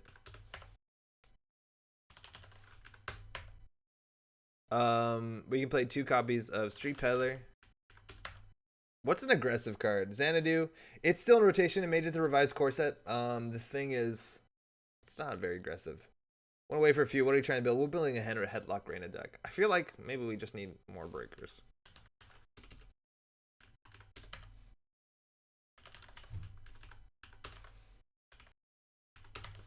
How do we win? I don't feel like we have anything really strong here. Clown Trooper for Lamprey is just not enough. Why not Headlock Max? Marcello, how's it going? It's an option. For sure it's an option. We have more card draw. Oh, that's not right. We have more card draw. Reyna is classically where the archetype has been. Max is kind of cool. We have to spend influence on the other cards. I've actually played against really mean Max decks with En Passant and everything. Do -1 Paragon, +1 Hernando? I don't mean to do 2 Paragons. The thing with Hernando is like it's so dependent on when you draw it. You're probably right, though. I had a very fun list. What do you got, Marcello? I'll look at it. On top of this, we need other reasons to like be aggressive here. Like, we just need more destruction as a whole and probably more recursion for that destruction. Like, with cards like En Passant, same old thing is probably worth slots as slow of a card as that actually is. I don't love it. Street Peddler actually might not be right. We're at 15 events. We need other reasons to put the pressure on outage. System outage is your current. We're never going to force them to draw, though. Like, Hacktivist is probably just better. Oh, Labor Rights. That's a new card. Yeah, actually, that's really good. Let's play that. Restricted card. Don't need it. Actually, Strike is almost definitely the best restricted card. Wow, it doesn't look like this deck is pretty spicy. I thought it would be spicier. How do we make this spicier? How's this an opening hand? So we play Peddler. We get a turtle down. I don't know, I've had worse, I guess. We dirty laundry anything. Rumor mill, that's fine too. We just need more like run economy. We just need more strong economy. I think actually more ice destruction is probably good. Clone was a little odd just for line play. Yeah, it's good though. But you're right, it is odd. I feel like this card. It's just we're missing just easy. How do you make this spicier? Is always apocalypse. Yeah, that's true. We're missing easy ice destruction. I think we're actually just missing recursion. Like just playing en passant enough times is probably good. Maybe run amok is enough. Run amok is way too expensive for this deck. Ooh, same old thing. David is fine. David is meta dependent. We could also like Dean Lister it, but I don't know. If we get locked out of Essentials, we're kind of an issue. Immolation Script is a fun card. It really is. Let's see how this goes. Okay, we play this. That's trash. That's real bad. Let's maybe not do that. Maybe we just don't play that. That's better. Kevin Dinsmore, what's up? What about Satcon over Clone Chip and Free Up Influence? Satcon's really cool. Clone Chip's really good though, but Satcon is actually a big thing that these decks use. Not the Reyna Red Headlock, because that was a much more aggressive deck, but the versions of like Max I've been playing that have like Fester and Exotidai and Lamprey have all been running like specifically Satcon, which is pretty cool. Emo Scripted is fun as hell. I could see that. Divide and Conquer is a bit too situational considering we have 2 turning wheel, not a lot of card draw. I can't list it in here. Oh shit. I think Clone Chip is better than Satcon. I just wish we had another. You know what? Fuck it. Why don't we just play what's it called? That Lamprey thing. That's not Lamprey. The other Lamprey. You know the other Lamprey? You know the other Lamprey. There's 2 Lampreys. Don't worry, I'll find it in the whole list of cards. I got this. No, it's the other one. It's not Ika. It's the other one that looks like Ika. That came out with Ika. It's literally a Lamprey. No, it's not the one. It's like seeing play in stealth decks. It gives you 2 credits when you pass the ice, and it's not Ika. Cubon, thank you. This is also Lamprey, right? This is ice destruction, right? Is this what ice destruction looks like? I think this is what ice destruction looks like. Pretty confident that's what ice destruction looks like. Oh, 18 influence, that's pretty bad. Grant is cool, we just don't have enough. Okay. Nando. And we probably want a console. It's what ice destruction looks like. You have good breakers. Oh, my bud. My friend. Turtle's all the way down. Grand is definitely cool. We just we can't count on Lamprey firing. Do we want a console? A Vigil's probably fine. Turntable is also just a good card. I like Vigil a bit. 18 influences, 3 coupon. Fuck off. This is a cool deck. What we're gonna do is drop these. We'll play 2 Vigils. We technically built a deck, okay? Do we Lister? I don't know. I'm hoping we don't need to. Let's just see what this draw's like. I think 3 Hippo is a bit ambitious. I would do 2 of those, maybe 1 same old thing. We could also just do Shadow Net, but same old's fine. Look at how good this hand is. I'm kidding, don't. Like how good this hand is. Play 1 time Plague. 1 DJ Fenris for Steve. Oh man, that's way better than Hernando. Oh man, if only DJ Fenris wasn't incredibly expensive. I hit 0, my bad. No, I didn't. He's in there. Okay, so money is the issue. We got Cubon. Plague is tight. Plague is not tight. Plague is never tight. Plague doesn't do anything. What does Plague do? Puts counters on Plague? Why is that good? Is that good? That's not good. Why are we doing this? Plague with Acacia? I do like Acacia a bit. But if we play Acacia, we have to play Satcon. There's no way we play Acacia and we don't play Satcon. I think Plague on its own doesn't do enough. Let's just try this. This is probably not good. Headlock Reyna. But it's okay. You can build a bad deck and say it's bad, and then you don't have to defend it. Let's see how this goes. Don't do Acacia, that's a trap. That sounds about right. Without Cab, you probably need Liberated. Yeah, Liberated is a bit slow, but like that's the problem with the deck is money is like not great. And we did take out our Desperado. What's Fenris for? To play Steve. And we run HQ and get money. Bring Lampreys back. Just be really shitty. Don't play Plague outside of Kumalo. There's actually a fair chance that like that deck is playable as Kumalo. Like I don't know how good the Reina ability is. We might have made a huge mistake, but like this is called learning. Reina Roja, the Red Queen.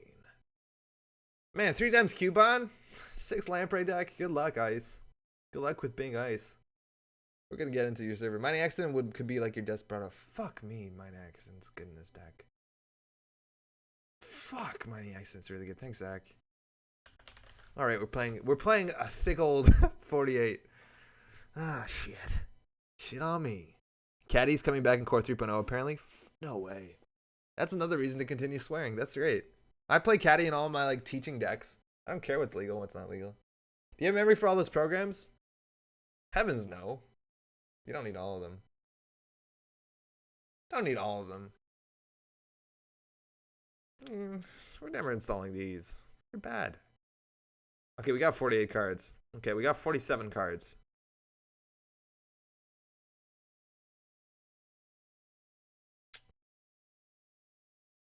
Just play Svelte 48. No problem. Leela rotating. It feels really bad. Remove a Data Sucker. Data Sucker is like so good with Amakua. I don't want to do that. I just don't. It's literally absurd. Like Amakua Data Sucker turn 1. Good luck with those things you call servers. Like Amakua Data Sucker Cubone. GG. Unless they play assets. If they play assets, we lose. That's fine. But this is the deck and we know what to cut. Oh, that's good. Thank you, Philip, for lowering everyone's expectations as a group. I think that's really important. 47 cards. We'll see how bad this goes. We'll make changes. Look, it can't be perfect on the first play. Nobody's playing Swordsman? Yeah, you're probably right, actually. I don't think we need MK. We might play against one Swordsman. Then we need Swordsman and we need the MK. It's bad against like low cost shit. Like we maybe can drop a Data Sucker and play a Scrubber. I mean not a Scrubbed, the current. We'll figure it out. I think that's probably the safest cut. Cut the real breakers. If they purge, we just lose the game. Like literally ice all 3 servers, purge, we lose. There's no way for us to dump tokens on things. Like then we could play like Infect. But at that point, why? Just play the breakers, right? 23 games tonight, not bad at all, huh? Turns out Netrunner is still a good game. Competitive Lobby has 2 games going in.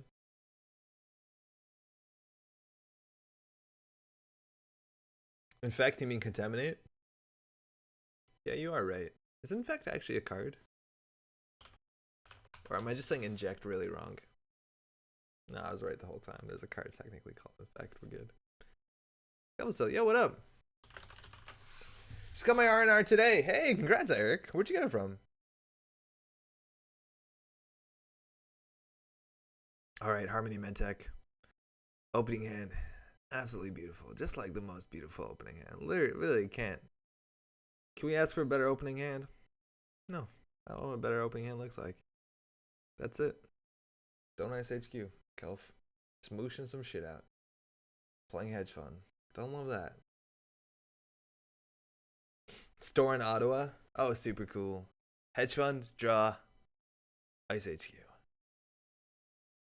Yeah, how hard is R&R to get? Screen. Fuck, Ice Cube. Screen is a bit off. What do you mean, Philip? Alright, we can start Turtle, Jam R&D. Snare would be an issue. We'll see how it goes. Hey, chat. I've been out of the game for a while. What are the Magnum Opus cards? There's a whole bunch of them. Shipment from Tenon. Okay, running seems important. Play that Vigil. There's a bunch of cards, Wombat. Some of them were cards from our players, from our champions. They designed the champion cards. Vigil gonna draw us a card. Feel pretty good about that. That's a gamble. It's a bit hard to play. We want to run once a turn. I'd rather do credit, gamble, run archives. The Data Sucker, it has some pretty clutch value, but Just want to make sure they don't ship them from 10. That means they're on fast events, right? It doesn't mean they're on the 5/3s.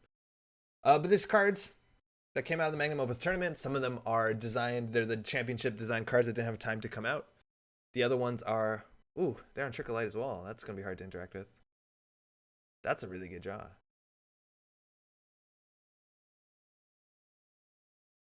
I think we definitely want to run HQ. We can break 4 strength. We want to make them red 1 ice a turn. But so, you can proxy them. Yeah, they actually, if you go on FFG's website, they have official ones that you can print out PDFs. Also, some of the cards were designed there. So they have a Trick or Light in hand. Trashing this ice would be really good, but we have no way. We actually en passant it. It's possible. I think they might purge here. But it looks like they're going to just Trick or Light out of Brain Trust. They also want to give us a medicine. Oh, wow. Nearly empty a clone chip. Okay. Vigil. Doing work. Do we just Lamprey them? Then they definitely purge. I want them to spend some money first. Shipment from Tenon. Maybe there's snares in here. I think there has to be snares. Enigma.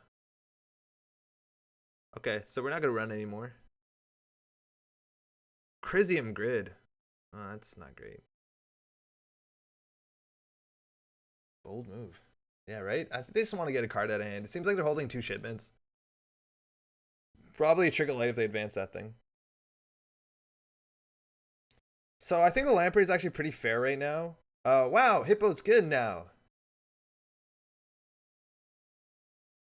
Okay, let's make them uncomfortable. So now they're in a bad choice. Like, oh man, they rest an Ice Wall. We're trashing that with Hippo for sure. We're going to pay 1 here. So that they can lose 1. They pay 2 for this, mind you. We want to Hippo this so they can't Trick or Light.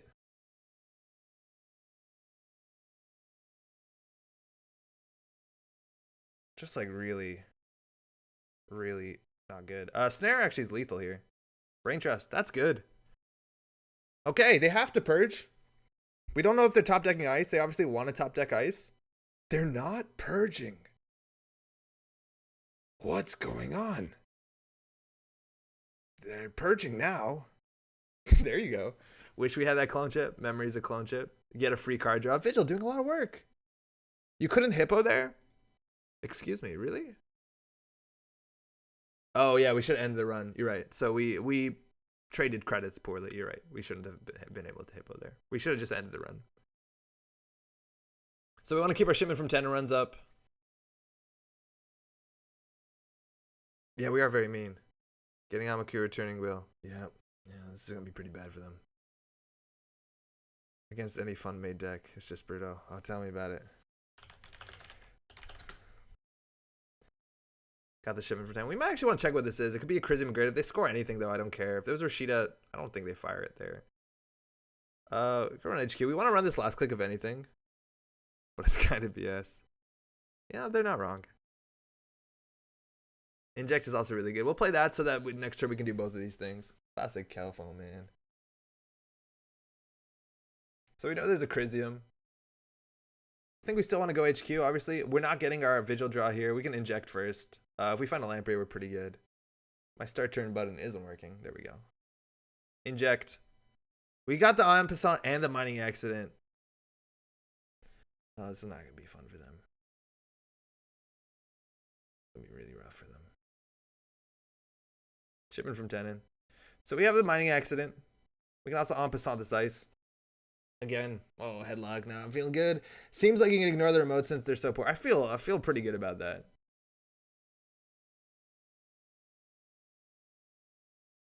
I think we're just going to slam HQ, right? This is what the deck used to do, right? They don't have money. Just get the Lampreys up. Like, imagine we had that clone chip. Like, they could have got any other card out of hand, right? And we can just clone chip the Lamprey back. Hopefully that Vigil keeps drawing the whole game. You kind of see what the deck does, right? Like, any deck that has a weak economy, you just kind of stomp it. I'm going to say, and maybe we lose, I don't know. I actually kind of want to check this. Like, I legitimately don't know what this could be. Psychic Field? A Neo Tokyo Grid. Ooh. That's fine. This is a card that gives them credits for advancing. Beat that. Yeah, I just built this deck. Definitely a bit mean. All right. We don't really need laundry. I think it's shipment, probably the other one. I want to run R&D last click just to be a bit cautious. We can draw once here. Getting this down. Well, actually, that's super good. R&D. So now we don't have to pay our bad pub because we don't lose a click. Yeah, right? And I think we might just like crush them out. Chrysiums. That's definitely a shipment for tenant. That's pretty cool. Pure jank deck. Yeah, right? Triclone. How's it going? Yeah, this might be a bit rough for them. I'm assuming we might get a fire off of our Vigil, but like, man, this combo is insane. Like, you see how good the data suckers are? Sure, this is great on its own, but that's probably a Chrysium. Install then draw, never good. And then draw again. That's gonna give us a Vigil draw. Feeling pretty good about that. Ooh. Oh. Oh, we found it. We're actually making money. We're legitimately making money.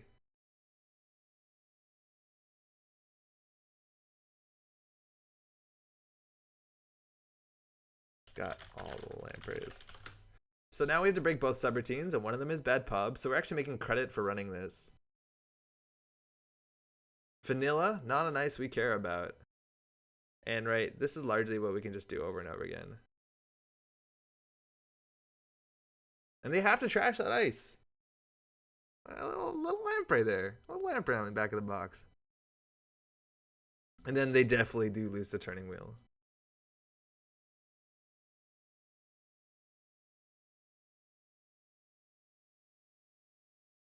Okay. They gotta do something. They really gotta do something. And I don't know what they do. Reverse contamination or reverse infection.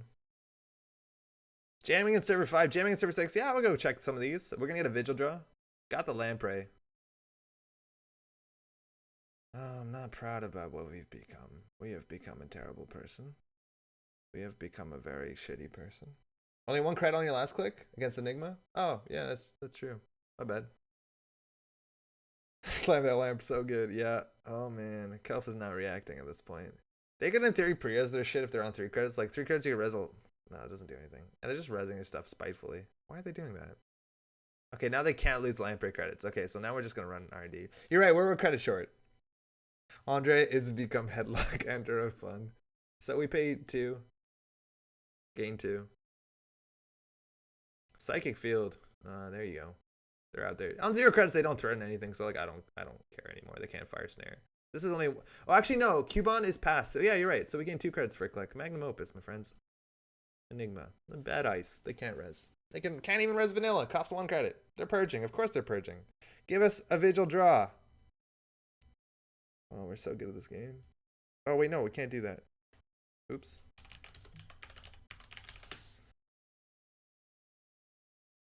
We need data sucker counters to do that. Is anyone having fun yet? Is anyone having fun? I'll be honest, this just feels like a chore at this point. Sales team? Alright. I think we're going to access a fair bit of cards here. Fuck it, let's hope we win. They can't fire any traps, so this is a good time to multi-access if they have credits they can throw in snare. Enigma. Vanilla. Bad ice, bad ice, bad ice. Breakthrough? Oh, we win on 6. Of course we do. Good game. Sorry about that, eh? You too. See you around, eh? Okay. Fida. 5 to 10 Venom. What happened to the game? We played Headlock, and they played a deck with bad ice and bad economy. Which, you know, nothing wrong for what, playing Netrunner? Yikes, that's a bit miserable. Yeah, so we ended it. Hopefully we ended it. Joe. Alright. That deck did exactly what we wanted it to do. This Cubon's actually real hot. This Cubon's real good. DJ Fenris also would have been real good. Just got the side-eye. We did get side-eyed there. That's fine. We did what we wanted to do. This is the part where I play a deck that's like 100% a negative play experience and I get embarrassed about it. Oh, he's back with a vengeance. Back with a vengeance. Okay, how about we play a totally different deck so that they don't double ice HQ? Played with some super illegal decks, rotated, not conventional limits, 4 to 6, etc., and a little bit of randoms. Actually had some really fun, interesting games with it. Were you trying to build something that's like really ridiculous? Or just like whatever's fun. Classic go. Alright. So they can play something with a really strong economy. I think that's generally the good counter here. And Team Makundo is an issue. I guess we have DDoS, which doesn't really help. Paulina. They got economy.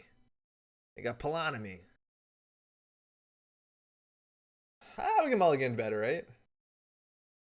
It's largely more of the same. Thanks, you too. Okay, so we DDoS on Passant, turn 1. Let's go! So that, mind you, isn't drawing. That's actually a really wild thing. This doesn't draw. This says add cards to your hand. It's pretty cool. Oh, apparently we're not playing for fun here. It's never great. I'll just go ahead and put this down, whatever.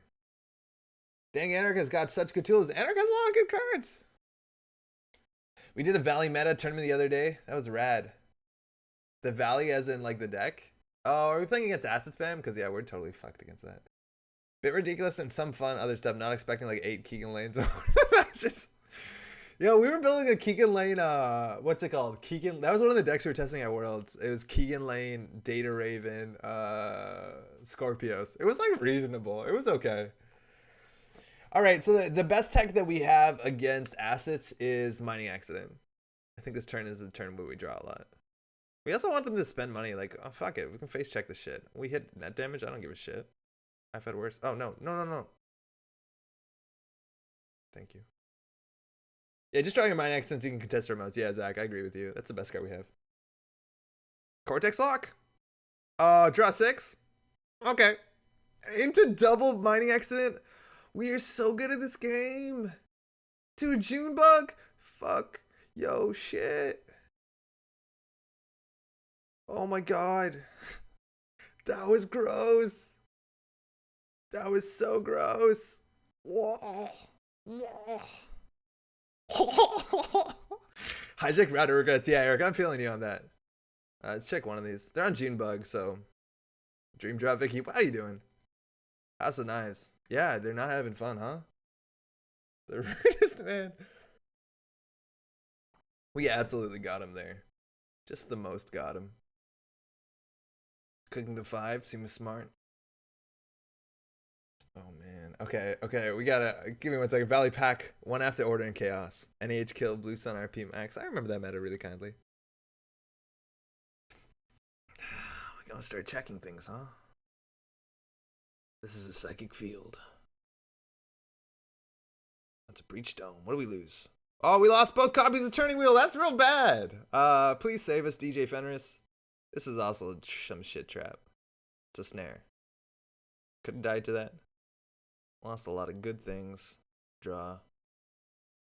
I don't care about a tag. Draw. Okay. They have 2 credits. That was our goal after all.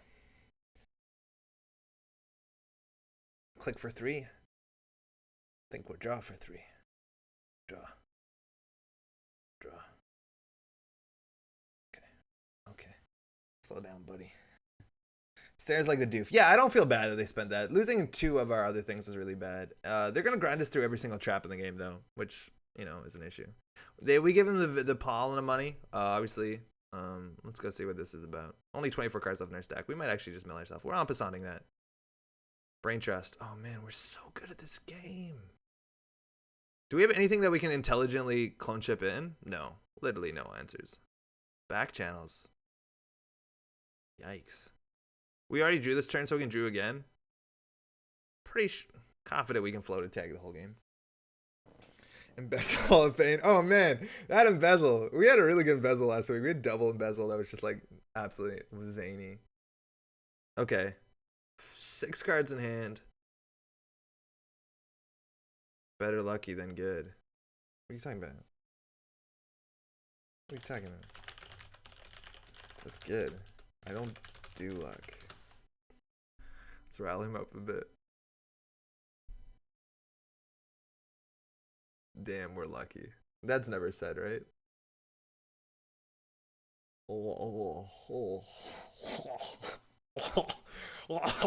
We should have DDoSed on Passan in retrospect, huh? How do we trash this? This makes us stronger with clone chip.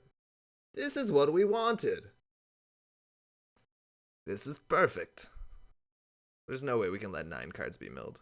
Our hand is hot fire, though. Yeah, fuck him. En passant, DDoS, man. Super rude. We have no way to D-res. Let's trash 1 here. Please don't hit the mining accident. Cool.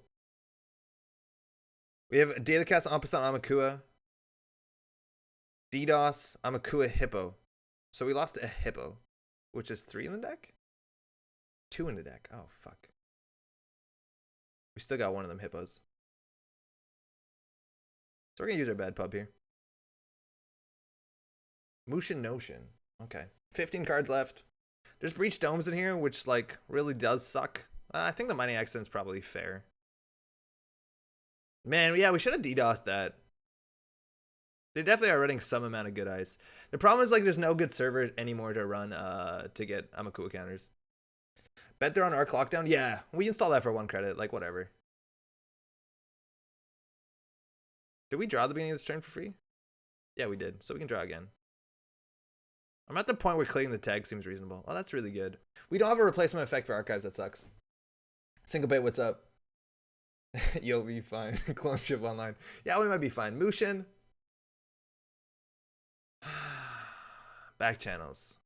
So that's like a really expensive NGO front. Any cards NGO front. Okay. All right.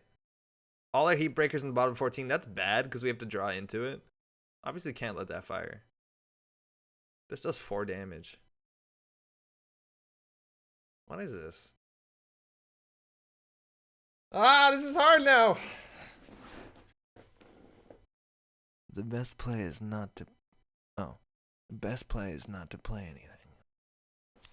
They will deck themselves eventually.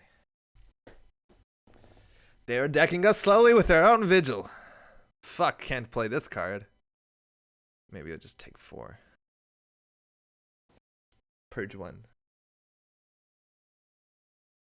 Oh, you see, my friend, I am an idiot, and I will run anything, because I don't respect shit. Got him. Joke's on them. They paid all that money. Gonna go inject now. Very good. Don't play any of these cards ever again. Is this a choice? No, not really a choice. Fuck, I don't think we can do anything. Apathy, how's it going? I'm going okay. All part of the plan. I wanted to inject a needed hand size. That was actually the second June bug, so I didn't think it was like that likely to be a June bug. But there's no way they motion agendas. All right, access to breakers. Sitting on 2. Sitting on 2 breakers. Oh, we need to find that MK Ultra stat. Where's Guru Devinder when you need him, right? I'm doing amazing. Literally never been better. That's like a really cool thing to read, Apathy. You must win. All right. Oh, we had DDoS. We could just like charge on this.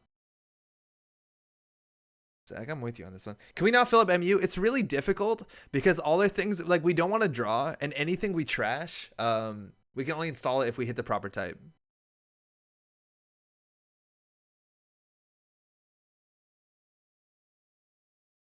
Yikes. I'm watching with my son tonight. He's 1 week old, so I think it's time to get a run of neck. Oh, congratulations, Apathy. That's super cool. Congrats. Yo, let's chill. Yo, start them young, right? Because like they have to learn how to be lucky somewhere. I think this is probably pretty good foundations. All right. I'm gonna just go ahead and put this down. Click for 2, I guess. Yeah, it's hard to fill up the MU. That's ideally what we do, but like we gotta trash a lot of things. That helps. I mean, they'll be in great shape when Netrunner Reboot Mark 3 happens. Exactly. It'll be like in 7 years, 12 years, who knows? Be ahead of the game. Oh, we don't have a Sentry Breaker. We cut our Sentry Breaker. Literally the only card we need in this matchup. We don't have it because we cut it. I'll figure out what this is in the face. Oh, yeah, this helps. This is fine. This is fine. This is okay.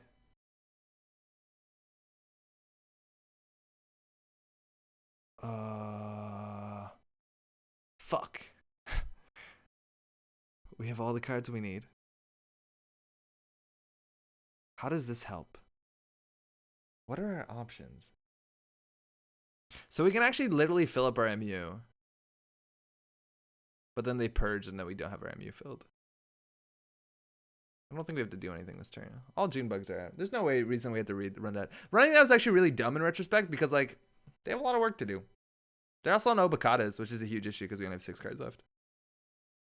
Draw and then? What are they doing? That's a House of Knives. Oh, break all subroutines. That's a problem. We also shouldn't trash that June bug because it would have given the Amakio counter. That's actually a pretty bad misplay too.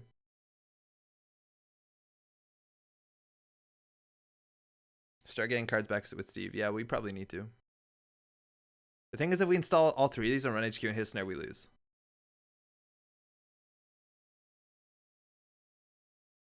Fuck it. Oh, this is such a bad play. Don't love this.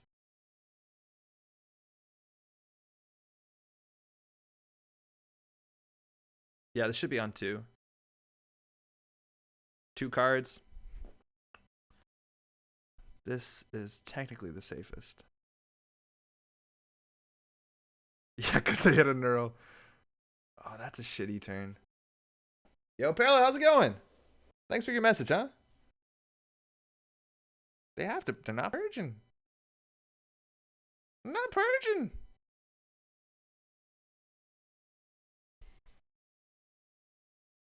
What's happening? Oh, boy.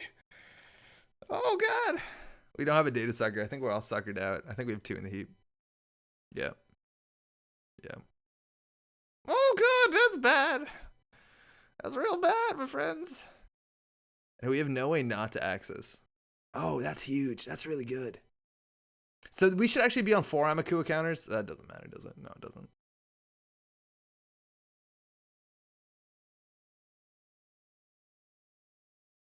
Fuck. Double the turtle, double the fun. Yeah, right? Double on cool. Why is that? Just because we need to spend up our MU because of Cortex Lock. No good reason. Why hit Purge? You hit Snare, you lose? Well, now we drew one, so not exactly. The thing is, like, we need to steal Obakata somehow and still win. Problem is, like, we can't run Breach Dome. Fuck. If we play DDoS on Basant, like, we trash one of their good ice. I also don't want to find out what this is. I think this is a snare. YOLO? If we play this, though, we draw once around Breach Dome. Oh, wait, that's a really good card. Every card is good, though. Fuck it. Please no Malinzi. Ah, that's never want to see that, huh? Oh, that's game. Oh, no! If you can't trash cards, yeah, you have to take a damage. That's flatline. That sucks.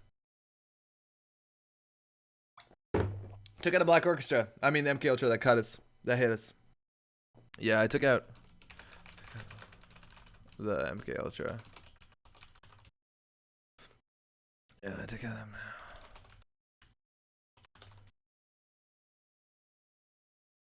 them. I needed to DDoS en passant the first Lindsay, which was a regret immediately. I don't think you have a lot of ice. Yeah, we could have done better. We had to DDoS en passant the first Lindsay, and we had a pretty good chance because they don't have a lot of ice, right? Like all their ice is like impactful big stuff. That's cool. But like, yeah, the Malinzis are really important to get down because we can never break this. Again, this should have been a 3 turtle counters. I don't care if they back channels or shit. Yeah, that's the only shot. Your 1 Breach Dome hit both turning wheels. Definitely relying on ice. Yeah, exactly. Yeah, if we can deal with the ice, I think we were fine. So what would be cool is if we have a way to run and like access and not do anything, because it means that we can always run archives. I guess we probably don't need a tech round breach dome or cyberdex fire suite, but like it's cool because then they have to ice archives, which helps a lot. I'm gonna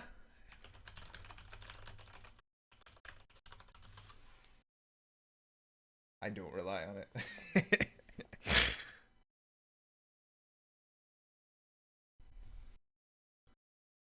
Can also kill you when you have no stack.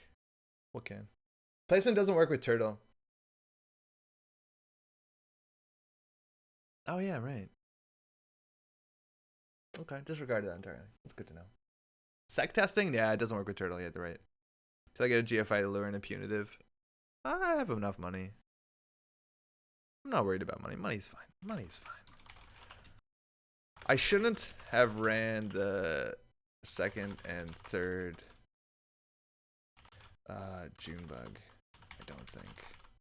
I don't care if you go to 3 points. Oh, cool. With the event. Yeah, so they installed double advance and we ran it, which like largely doesn't matter. They're not clearing a current. They're spending 5 credits to score what's probably like an Obakata or a GFI. None of that shit matters. So that was really bad. We lost 8 cards to that shit. So that's a big difference. We didn't play that well. I don't think we played that well. Needs more headlock. We headlocked pretty good.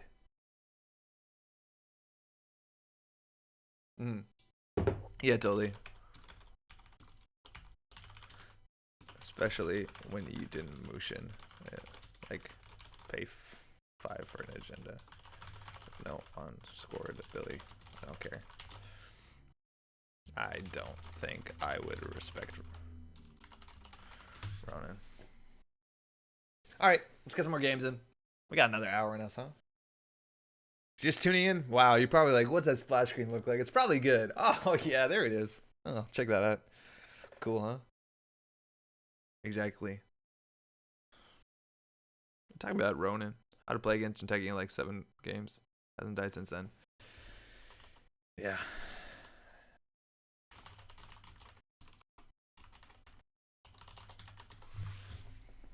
Saw the splash. I'm out now. I'll see you next week. We'll roll it again then, huh? Yeah. Games. Good luck with the side event. Yo. All good. Sorry for assault. No, that's cool. Zach made fun of you. That's what's most important. Let's try another one. So we have Black MK Ultra on the deck did cost us that game, but like it's not that big. Yo, Kevin, what up? Got Kevin's stickers right in front of me. Real big fan of them. Oh, let's see if we can headlock Mr. Tame. Controlling message. Okay, again, that's a really good opening card. A better card to see in our hand is Dirty Laundry to Mining Accident. I don't honestly know if we're going to be contesting assets, so we could consider mulligan this for an early Lamprey. The thing is they have a lot of cards they can recover on turn 1. This is going to be a really difficult matchup. En Passant is also really bad against that CTM because it's trashing things. And that gives us a tag, which we don't have a strong economy. No Sentry Breaker feels really bad. I don't totally feel you on that. IP block is also an issue. Our deck is not particularly good against IP block because we do rely on Amakua. Yeah, me too. So it's going to be hard. I like this opening. I do like this opening. All these other 3 cards suck. Let's mulligan that. Wow. That's a good one. That's a good opening. Okay.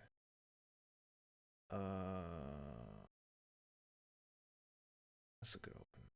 Oh, wait. I thought this was a Mining Accident. They all look the same. It's not a good opening. I'm going to run some of these. Some of these are like AR enhanced security. He's an American. He runs a few of those. Eat my ass. There's a reason actually to do double gamble. Oh, we have a link. That's cool. This is the reason. Hit a Quantum Kitty. So we already took the tag, so I don't give a shit. We might get hard-hitting news here. At least fuck their board state. That's how you streable Static Arena. We're getting hard-hitting news. It's fine. It's fine. It's fine. They just siphon themselves. We're so good. We're so good at this game.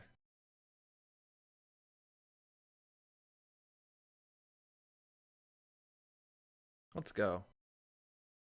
No mining accident. We trashed a lamprey and a black orchestra. Can't be surprised about that. That's technically money, though. What's the chance it's a Rashida #2? Now, if they are on a heavy list with I'm gonna run HQ here. Did they mulligan? They did. If they're on a heavy list with Quantum Kitties, we're less favored here. If they're on AR enhanced security, feels a lot better. IP block. That's an issue because we're tagged. Yikes, Andre. All NR cards look the same to me. It's a red person, like in the distance of a blue cave. There's basically a cave in there, right? What could this be? Bankers we'd want to trash. Rashida we'd want to trash. I think they would play all those turn 1. I don't want to go too high into money without clearing our tags, which is never. DBS. Okay. This could be bad. Rashida's really bad right here. Looks like we're fine. Tag me as fun games until they play market forces. Yeah, that's what I'm scared of. That's IP block. Looks like nothing in hand. That is the other one. Inject. Okay. We have the mining accident. That's really good because now we can actually really trash a lot of things. There might actually be a kitty in there. Or food too. Calibration testing. Can't trash that. Can't afford that. So we'll play this first. Play the mining accident for free value. They have to give us a bad pub. So now I have 1 link, 1 bad pub. So in a matchup that we weren't going tag me, that's actually pretty good because it's now trace 2 for their ability. And they don't want to res that DBS. Seems like a mistake. I don't actually know if they trash DJ Fenris. Fenris gives us double gamble. I think we're definitely playing double Fenris. Or we're playing Fenris running HQ. They can trash that if they want. It's going to slow them down a fair bit. Gamble is probably good enough. Gamble Laundry also is an interesting choice. It's an IP block. So we know what both of these are. We know this is an IP block. Having them res it is actually pretty good because it goes down to 3 credits and then they can't hit the Fenris. Like it's harder for them to contest the Fenris if they res the IP block for 3 with the rain attacks. And we can in theory trace through it. Like we have 1 link, 1 bad pub. So IP block. No, actually we can't trace through IP block. I forgot how it works. So they're not resing it. Cali testing. Yeah, we'll trash that. Then we can't gamble. I'm actually fine with them drawing that. Couldn't gamble anyways. They're definitely going to trash this. Wow, on the game with your deck, Andre. Minor adjustment's pretty fun. I like it. Throw me a list, my dude. What do you got? What are you playing against, too? Oh, we had en passant. Fuck me, Pyoxed. What are we doing? Luckily, if they trash Fenris, en passant is just as good. You're right. 100% we en passant there. What did we do? Gained a credit? Amateur. Amateur hour. No, we planned this. We want to en passant HQ. Builder of Nations? Okay. Interesting. IP block. Okay. So that's an issue. Trace me away. So, like, if they're on a boom deck, it's rough. We want to trash this for sure. But this is what they're going to do instead of Fenris. So we could trace here. We're not going to clear tags ever, so that's going to end their end. If we have our barrier breaker, which we don't, we can deal with that. I think we want to run R&D. We can actually install the daily cast this turn. I think we want... Oh, fuck. Why didn't they res that for 1? So we can pay basically 2 credits to get through here. The best thing we can do is draw into a mining accident. I don't want to pay 2 for that. I want to deal with this so that they actually flood up. If you trash these things, they lose the game. That only technically costs us 2 credits. Oh, yeah, no, Link doesn't help us here. It costs us 3 credits.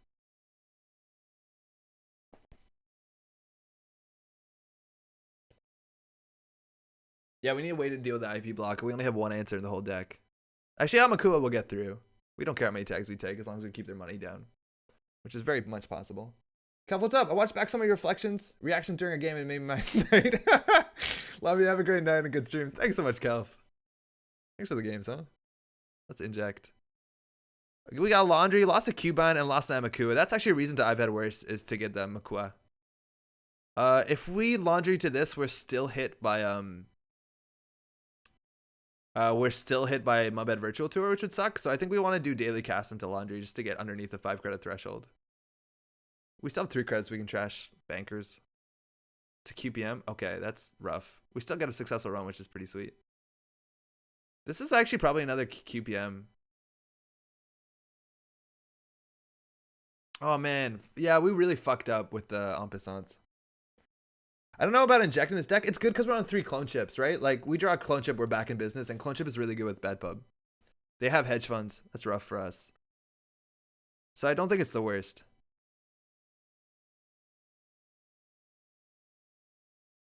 You never want to go really big money because then you're weak to closed accounts, which they might be floating. Now our multi-ax is gonna be a bit rough, but I still think we're good at contesting a remote. So they're probably just trying to get enough money to psycho out. So we have to be able to pressure them. One lamprey out. And like a Cubon on this is also really good because it's trace 4. We have 1 link, 1 bad pub, and then we get 2 when we pass it, which is largely free. So we actually could consider that play, but I think I want the Amaku a bit more. Oh, fuck. Sorry. Excuse me. Whoops.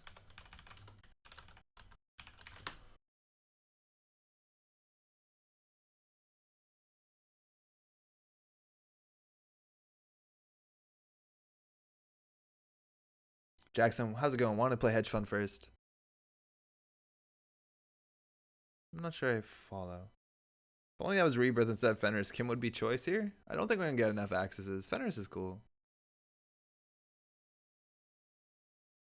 Data Sargasso would be pretty sweet here. So now we're pressuring every server. Hopefully this is just like an asset.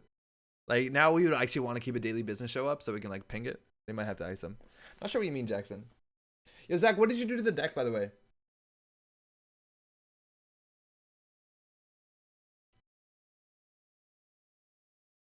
So we DDoS en passant, run the remote. We'll keep the pressure on. I think we'll actually gamble first, though.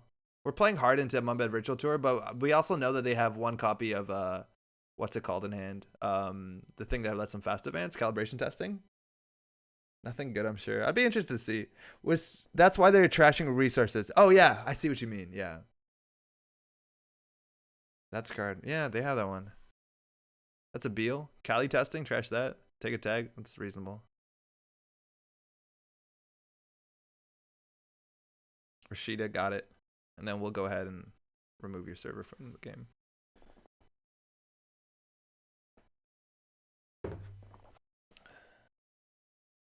So we can run archives twice, get HQ to fire off a Fenris draw. I feel pretty good about that. I don't think we have to run this. Having a Vigil also would be pretty good. So like Fenrising into an inject seems pretty sweet.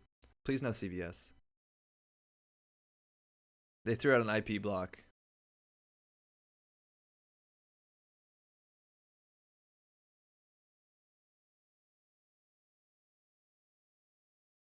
Yeah, they just gave us a tag. Oh, we'll just take a tag.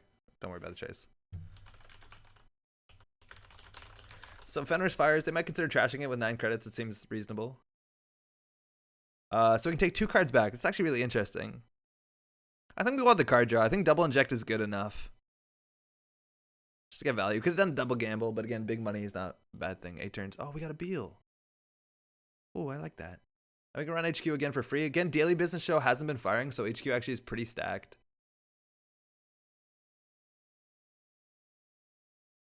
That being said, that Beal's huge. I'm assuming they're on Sligo Graphics. You want to get all the Beals you can. That's a Cali testing. Get out of there. I don't know what this is.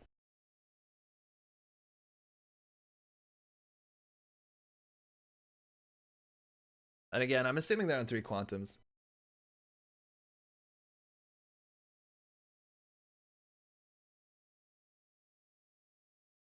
They trashed the Fenris, so no more gamble for us. This is cool. This is hard to deal with, though. Clone Chip is a really interesting card. The Lamprey actually has a fair bit of value, but I think actually the Cubon is maybe even a bit better. This might not be right. The Lamprey is actually really strong here. But now we're clicking for 2. Enigma. Oh, we have more card draw.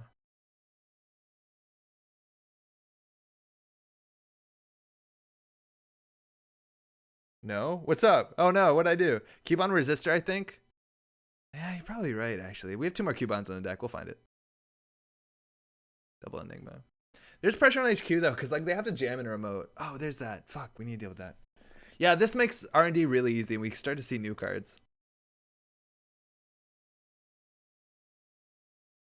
Okay, I'm going to check all of these, I think.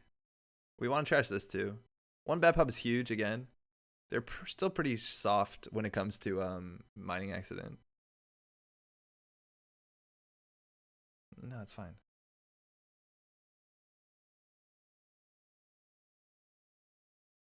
No, you can res that one. Always trash DBS. Most important card to trash.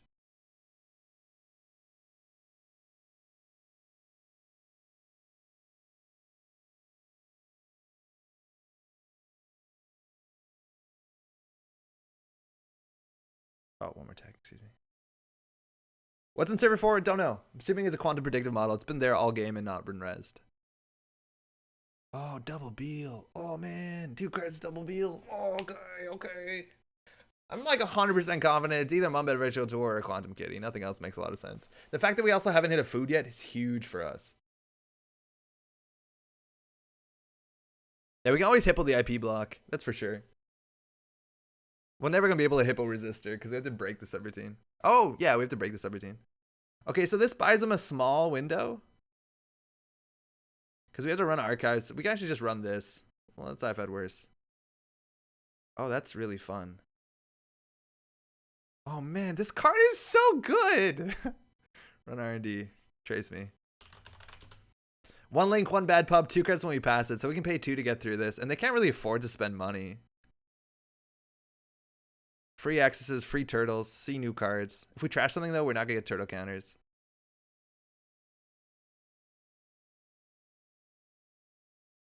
Oh, that's good. We could win here. One more. The new Parasite. It's good. It's a good card. It's Ice Destruction. CBG. They can install it. That's not a great draw for them, and it gives us a turtle counter. I'm fine with this. This seems like it'll never stick. Okay. Need one more agenda. I think they have to shuffle the 15, or they actually do risk losing. And they want to probably jam an Enigma here. It's a 4-credit res for them. Like, Reina is doing some work. So we know that's a bankers. We're going to have to deal with that. Oh, no. Oh, no. It happened. Oops. Whoops. There she is. So we just got market forced. So they just gained all the money we lost.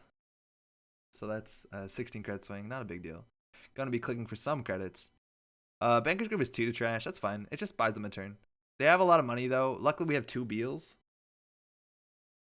We can still... Wait, no. Clicking for credits always wrong. No, we just run HQ. We don't need credits. We have Magnum Opus. We're fine. Yeah. Oh, no. We're standing above the scene already.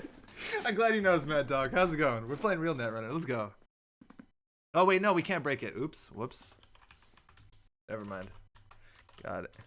Got excited about my Magnum. Nothing to see here. Yeah, we can't get it. Yeah, it's fine. It's fine. We will click for credit.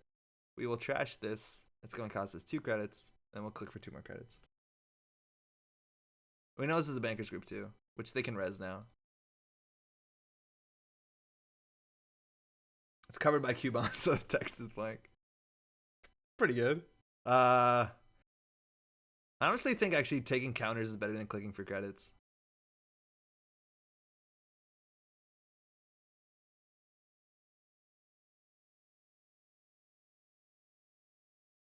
Because they can't purge. Well, they're going to dump Enigma and everything. And do it. Clicking for credits, though, means we can get through this. But that one, we get in for free. This one's actually like Money Town. Watch out, Andre. Kevin's in my meta. He's a surgeon when it comes to Netrunner. Oh, Kevin's really good at the game. 100%. I respect the shit out of Kevin. His channel, by the way, check out his channel. It's really good.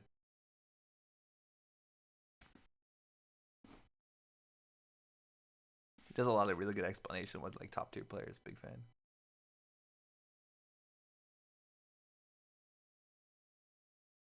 Yeah, there's a 50-min shuffled back, so we need 2 agendas to win. Still possible. 20 tags, 2 Beals. That's the best thing we got. And no foods. As soon as we have a food, exchange of information is on the table, which is a huge issue. So trash the DBS is pretty key. and get enough Makua counters is also pretty key here. That Market Forces, if it was in the bottom of the deck, huge for us. But so, yeah, there you go. That's a toll booth. That'd be fun, huh? Pay 9.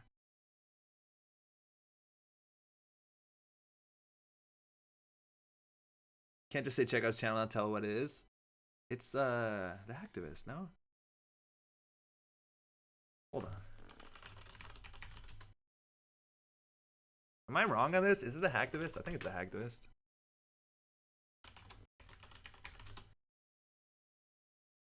Yeah, check it out. It's the hacktivist. It's great.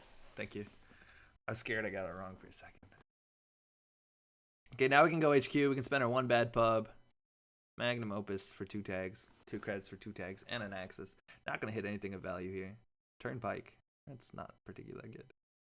Run HQ. Trade our bad pub. See how good bad pub is in it? In this matchup? Take 2 more tags. 1 bad virtual tour. And I think we actually want to go trash this. It's super important we trash this. They actually might be on 1 preemptive. It's actually pretty meta in a lot of these decks. And we could still have enough. So I think they want to drop their Turnpike on here. Turnpike is annoying. It costs a credit to get through, which is our bad pub. They have to spend 4 credits on it, though. 1 for the install, 1 for the res. It trashes the Q-bound, though. The Q-bound's actually really hurting them. And the fact that we're pretty confident, considering we saw another Mumbai Virtual, that this is a Quantum Kitty, is really good for us. Because that means there's less in Central Servers. And the Quantum Kitties become foods if you don't watch out.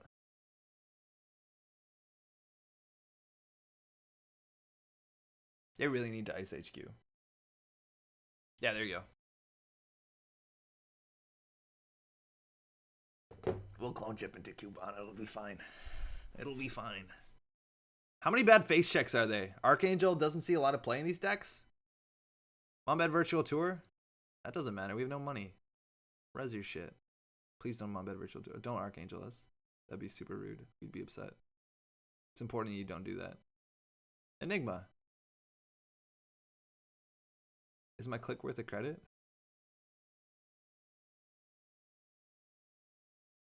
Yeah, because it gets the turtle. It's fine. So we can cube on this. Hard-hitting news. That's probably the second Enigma. I think we just gain 2 credits, put the clone chip down. How are they gonna win? Like, they still have to build a remote server, which is wild. Unless they like start psychographings out like foods and stuff. If they find the last Beal, it's inherently gonna be an issue. They're only on 1 Market Forces, right? And we got a good game of Netrunner here. This is also very useful. I think they'll purge this turn. That's a shame. Psycho with preemptives? Yeah, they could be doing that. I think we'll actually, yeah. We probably will Hippo this. The other option is that we could cube on it. Don't know what that is. Not gonna run it.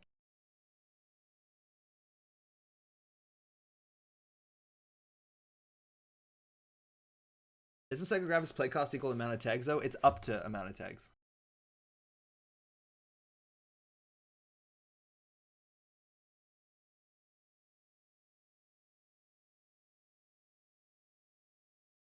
Spend your money. Oh, Turnpike.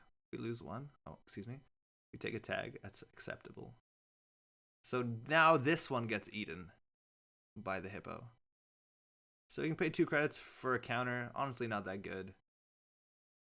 Just gonna check out. I feel like we can maybe install the daily cast. It's a bit greedy. But like, what are they gonna do? Trash it? If this is a bankers group, we're fucked. We'll just make sure it's not a bankers group. Rashida also would be kind of bad. I think they will trash this. Team sponsorship, fine. What's the chance that this is a calibration testing? Low. Okay. I wish, yeah. It's up to X, so you can pay a smaller amount. You could pass on R&D ice. The thing is, I don't want to run R&D this turn because they can res it, and I want to get as much value out of the rain attacks because this deck is really weak on economy if you can trash all their assets. Like if they have pads and like these bankers groups. So I want to fire Reyna every turn. So I think next turn we'll poke R&D. And then if they don't res, we can Ompus on it. I'm sitting on the chair in a weird way, so this is a serious game in Netrunner. Exchange. Woohoo! Preemptive exchange. Some market forces is going back. Psychographics is going back.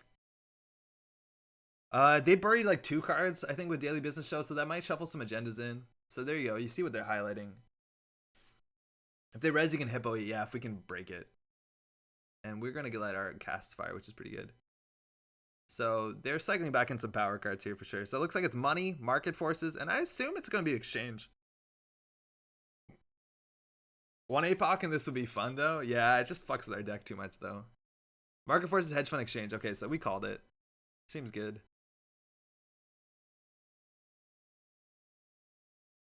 Beans. Hold on.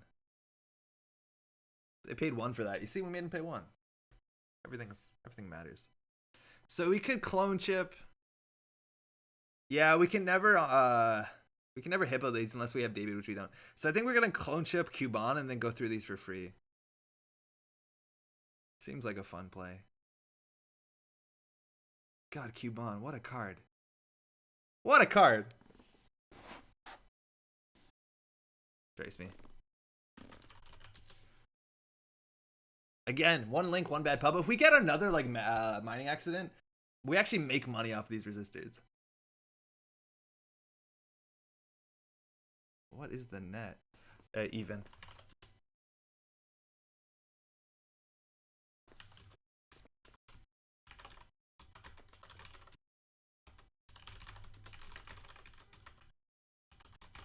I think that's what they're asking, right?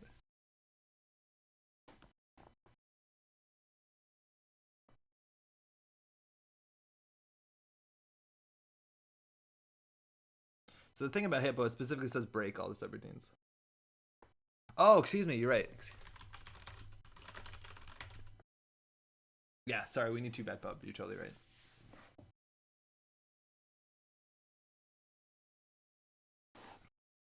Credit per access is still really good. So they're encouraged to boost on the second. Oh wait, I can't get through. Oh, fuck me. That was dumb.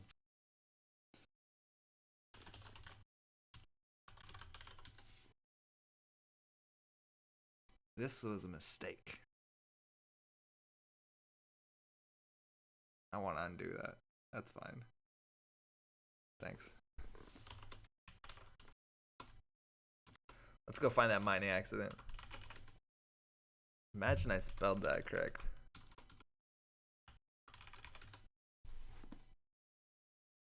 Oh, that undid everything? No, that's fine. That's fine. Okay. Okay, they still have a lot of work to do. It's fine. It's going to be a long game. Best thing we can do is get another bad pub. They might purge you.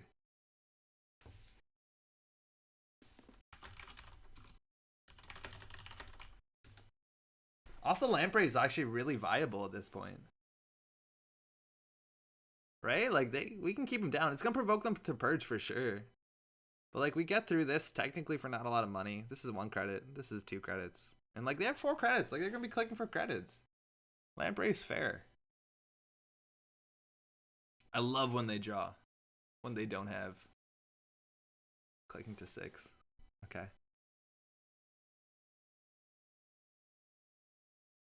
We have 1 in 8 chance of drawing a mining accident.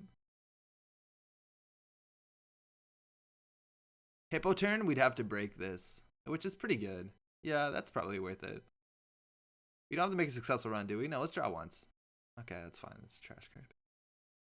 Yeah, I think the Lamprey lock is going to be legit where we're at. So, thinking. So we install this. So we have 3 credits. We have to spend 2 on this, 1 on that. We have to install. No, we fine. So we can click for credit. Run HQ. We just want to make sure we don't access with more than 4. Yeah, Vigil would have been so good. Like a Vigil would have been insane.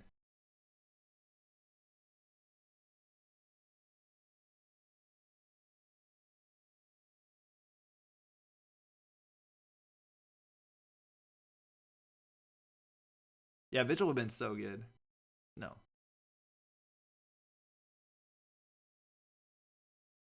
Oh my god, yes. I can't. I don't want to do that. Stop. Why are you making me do that? Yeah, Vigil would have been like a lot of card draw. The problem right now is we can't spend a lot of clicks for card draw. Also, finding an Archangel anywhere is going to be brutal. Tell the Spurs to quit giving hints. Because of the HPT comment. Draw credit. Oh man, this is firing. This is really good for us.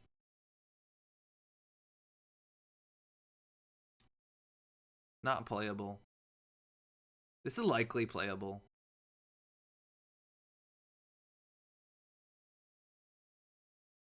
They drew once that turn, so I'll pay 1 credit for an access. By 1 credit, I mean no credits. Oh, that's both terrifying and very exciting. Stop it. I don't want to trash that. Not undo click, excuse me. So they're drawing. Like, you see they're clicking for drawing, which is really bad for them because they can't do anything with their agendas besides give them to us. I opened the emojis tab on YouTube chat and I don't know how to close it. You can pick your emoji skin tone. That's pretty wild. Check that shit out. That's really great. Okay. Game point. 27 tags. Did they record the exchange? They did, but exchange 2 for 3, not stressed. If they score 15 minutes, stressed. Click for 3. Okay. Okay. We can drop this. Run HQ twice, run R&D. I like how this tagmate game has gone. It's been fun. This has been a cool game of Netrunner. They probably, if they're just clicking for credits, they probably have like, oh, we should have pulled Lamprey that turn. What are we doing? Oh yeah, we should pull Lamprey. That was 100% mistake. Man, another bed pub would have gone far. Because if they're clicking for credits and doing nothing, it means they have Psycho in hand. Thinking. And they need to get a 5 as Psycho, which is what? How many is that?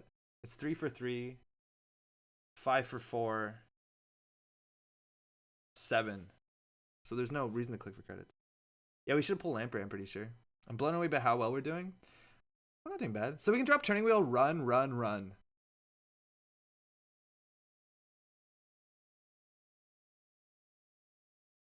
Oh man, if we just had another mining accident, how easy this would be. I don't love the Turning Wheel because it makes it so much harder to contest the server. Parasite. Oh, actually, it's 27 strength. Never mind. Parasite won't even help us. The other option is that we could clone chip our like we could drop Turning Wheel. We could clone chip Cuban on this to start making credits. We would hit the MVT though, which just can't be correct. Oh, we really have to think here. Like that click for 3 is super suspect. I think they have Psycho in hand. And they have to have exactly Psycho Beal in hand. But why would they click for 3? There has to be better plays. Like they must have thrown out a hard hitting news. I think we should just poke here and see what they do. The thing is, if we install Turning Wheel 3, and then it's much harder to contest the trace. Yeah, I think they do have Psycho. I think that other play, that play doesn't make any other sense. So we have to rip off the top. Trace beat. It's 11 Psycho for the win. I think it's only 9. Wait, thinking. Is it 11? Because then they can't spend any money on these traces, which is really good. Wait, it's 3 for 3. It's 5 for 4. It's 7 for 5. Yeah, no, they only need 5 points left. No, so it's only 7.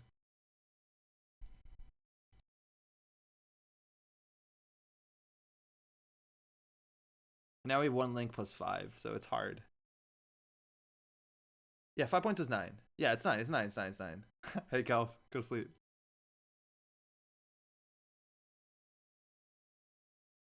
Okay, the server costs 1 credit. Feels good. Fuck. Well, then we just slam HQ, right?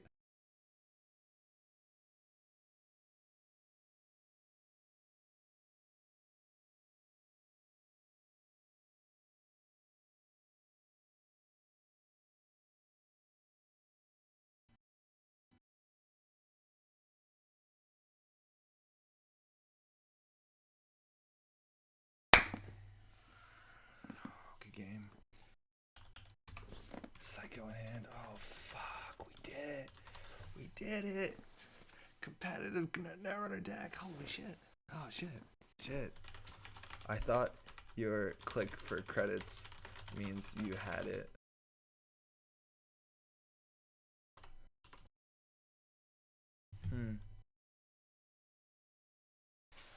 Woo! Feels good.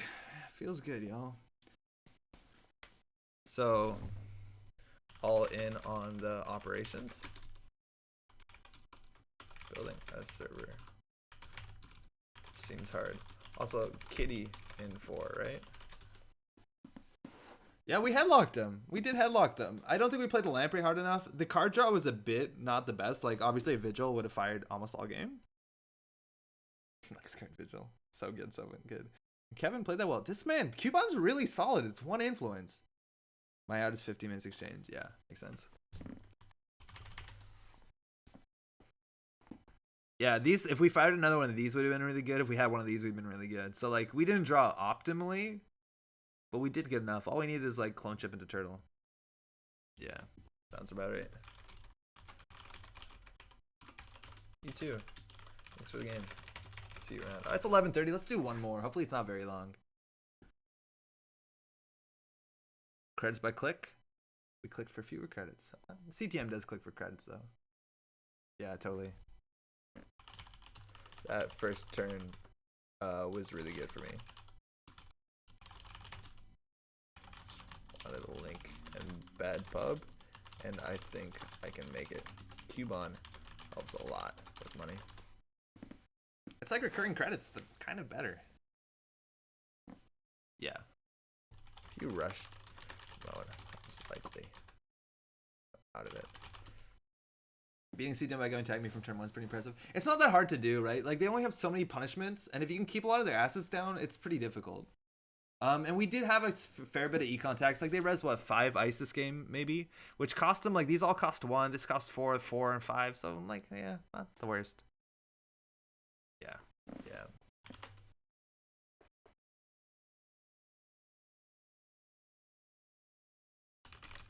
Cheers. Yeah, check out his channel. It's actually really good. Good stuff. Okay, we're sitting down on the chair. We'll play one more game. Zach, if you want to show me what you changed to your list, I'd be totally interested to see it. Okay. Oh, that's normally how we play Netrunner. Olivia the Pig. Oh, that's a cool name. Hey.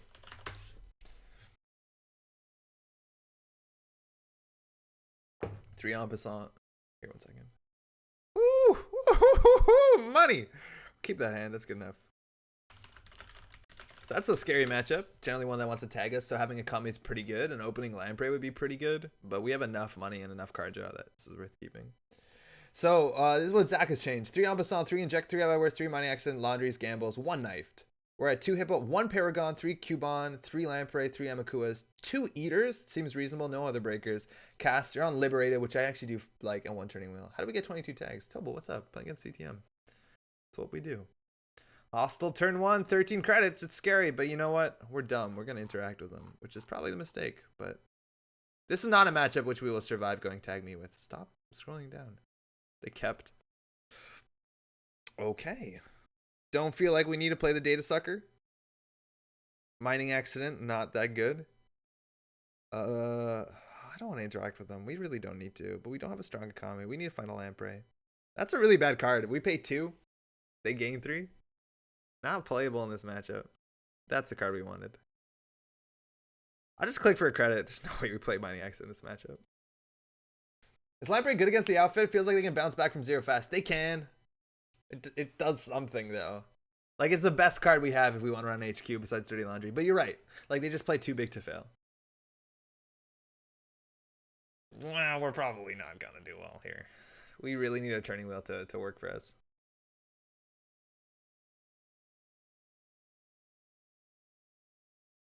Okay, what gets through this?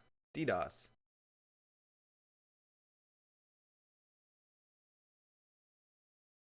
All right, I'll bite. We have access to that.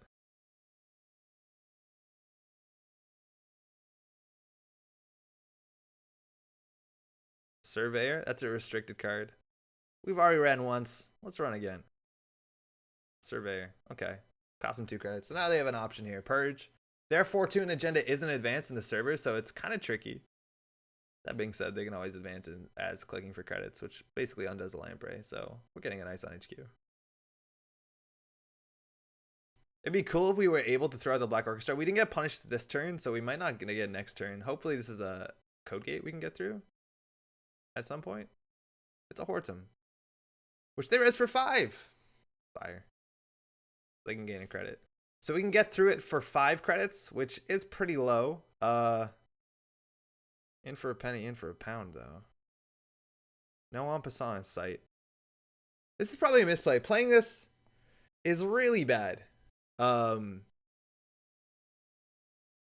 wish we discarded it.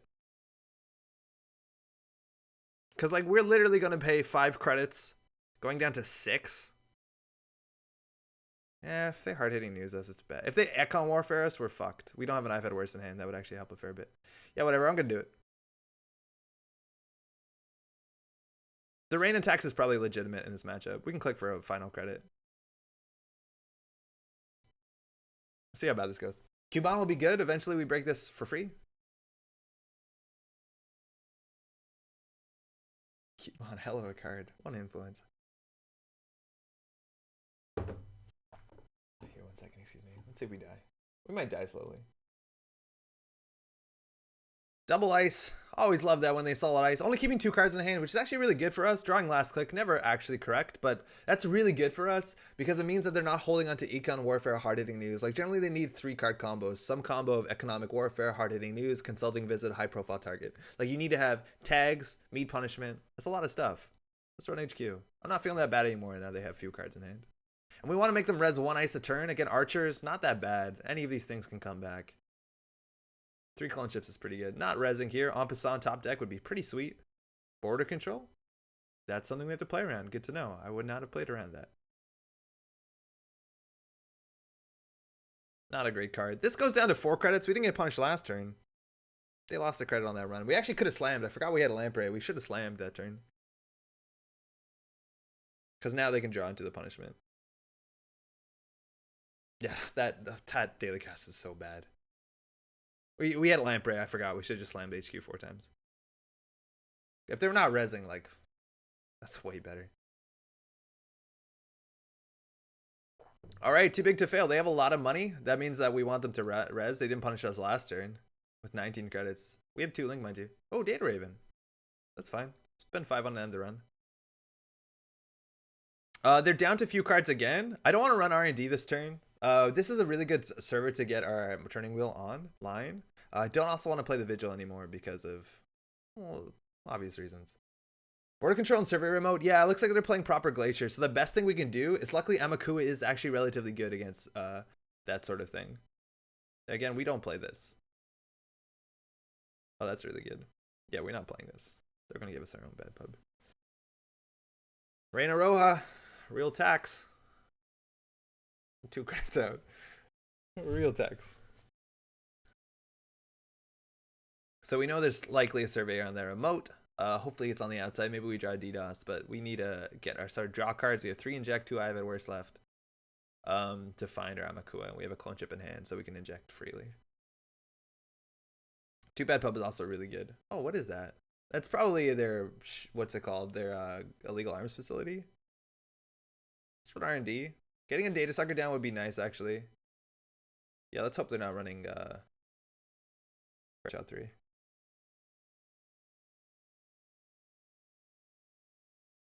Archer now is a bit better. That's a surveyor. Oh, we got 2 link. Fire. They spent 6 credits for that. We got 2 link. 1 link, sorry, 2 bad pub. Good enough. Are mining accents actually fine in this matchup, though? They're probably not the worst.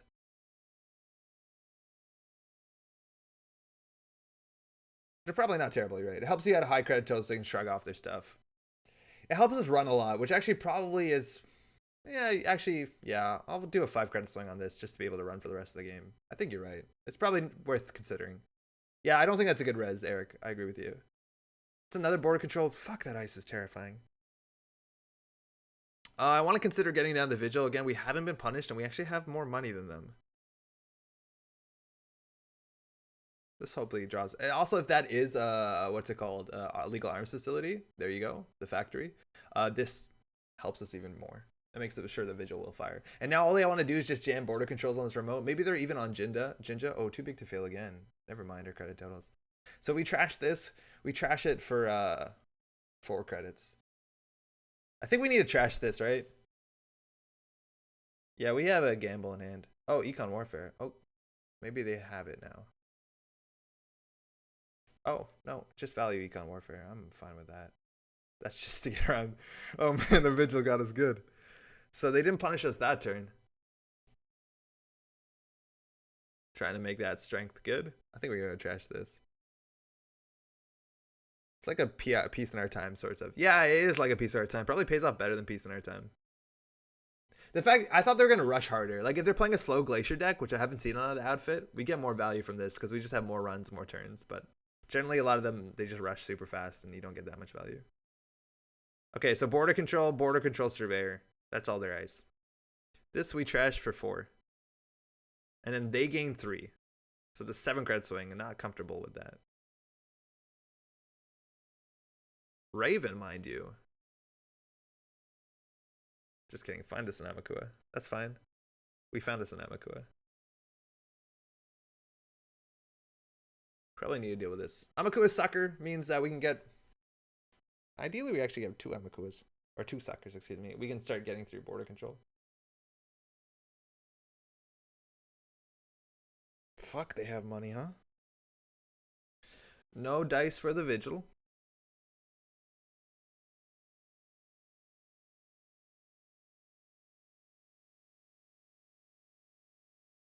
So now we can break 5 strength, so we're 1 data sucker token short. That is unfortunate. And while they have 3 cards in hand, they're drawing 2 a turn. Oh, Rashida. Oh no, they're just gonna draw like a lot of cards. Oh, that's really bad.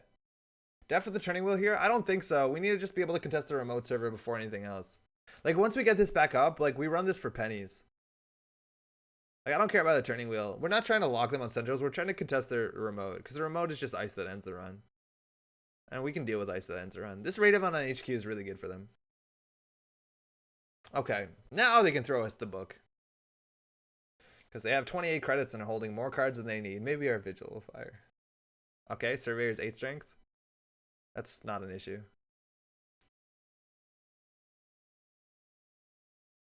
Raven on the remote's annoying. Man, you're going to see how fucking good border control is. Like, holy shit. Border control is nutty. Like, we break this whole server. Imagine we used heat breakers. We break this whole server and they just end the run. That's good, but, like, this is open, so it doesn't do much. We're going to run the remote. Mining accident. Maybe we'll play the 3rd one.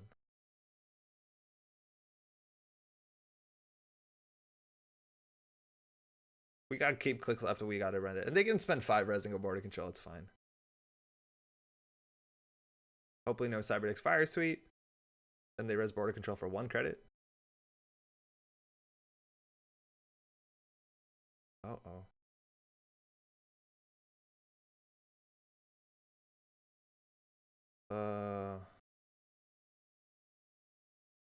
Okay. I forgot we use these counters. That's a bit worse. They're gonna gain 2 credits.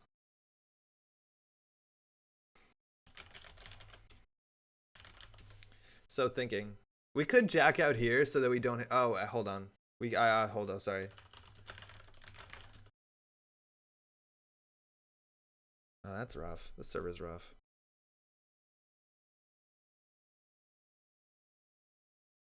Thinking. Pretty sure that's a surveyor, which is an 8 strength surveyor, which is like way too hard. So I think we're gonna jack out here. Oh, this sucks. That's really rough. Oh, fuck.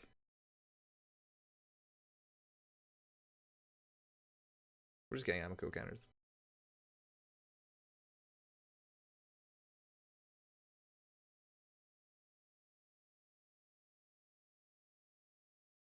Okay, we can contest remote next turn.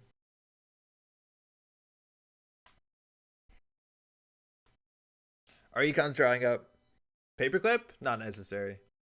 It's in hand too. Like that's 4, and then it's another 7 to break this. Like I'm just gonna try and break it with Amakua. I don't want to paperclip this ever. It's way too expensive. Ideally, this is the only breaker we ever install. Oh, are they scoring an agenda?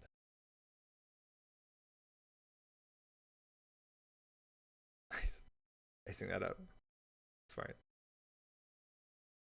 Hopefully though, like the thing that the ice here is not very good, and then we have a 6 string up. Eventually they purge and we're fucked. Like we're gonna have to install breakers. Maybe this deck wants Stim Hack? I don't know. I don't know if Stim Hack is that good. It just comes up to turtle counters. Stim Hack is a good card though. That's good. Okay, let's make them spend money. I'm good if they res this. Logan, how's it going? I love Headlock. It's been doing well for us. This matchup is a bit rough. They're running a lot of big ice and we don't have enough destruction. Oh, actually running archives is better because we get counters. We have to run the server twice maybe though. We gotta see what they threw out too, which is kind of cute. Unless it's a Cyberdex Fire Suite, which doesn't look that good in this deck. They threw out a HPT, no surprises. Yeah, we should have ran there twice.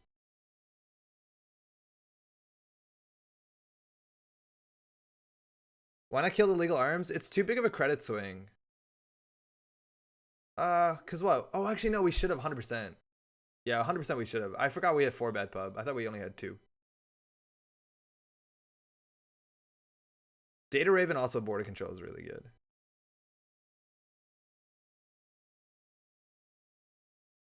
They're down to 10 credits.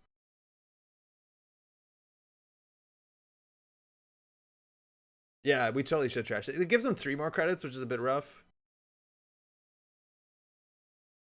We could have not paid a credits. Yeah, actually, no, they can get a credit. Actually, take 1. I'd rather them take a credit because the big thing about this deck is clearing hard-hitting news rather than them having 11 credits. Like, I don't care. They can have a lot of credits. No turtle counts from trashing it, though. Yeah, that's the thing. That's actually a big reason not to trash this turtle counters, but we should have been running archives anyways. Let's see if they trash their border control at the end of the run. If they do, we can just run back. It only costs us, like 3 credits.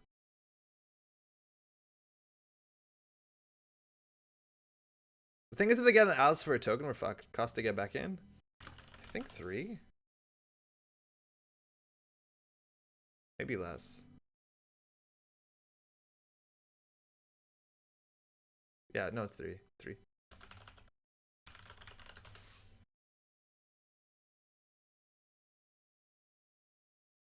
How many bad pup do they have?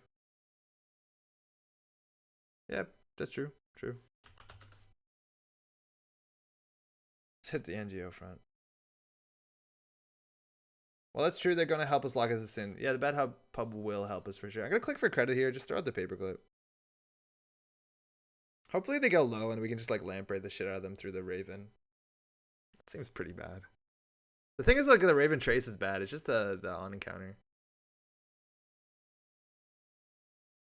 Economic warfare? Not great. They hardly use us so we can clear enough tags.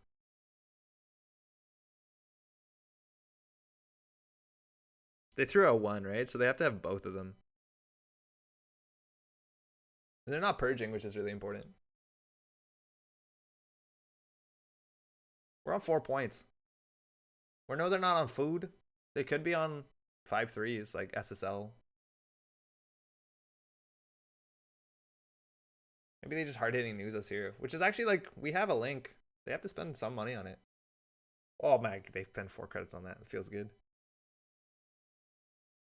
If they don't advance a card, we don't run it. If they advance a card, we run it. That's basically what this math comes down to. And if they want to hard-hitting news us, they go down to 3 credits. Oh. Oh, okay. Vigil, you're not doing it today, huh? So that doesn't go anywhere. We don't have to run that this turn. The best thing we could possibly draw is into a Cubon, and then just like start slamming through shit. Clicking for 4 doesn't seem good. This is too slow too. But if they don't run, they can't do anything to us. This is now 10 strength, which eventually will matter. I think we have enough to contest the remote. I think next turn they purge. That's going to be a huge issue.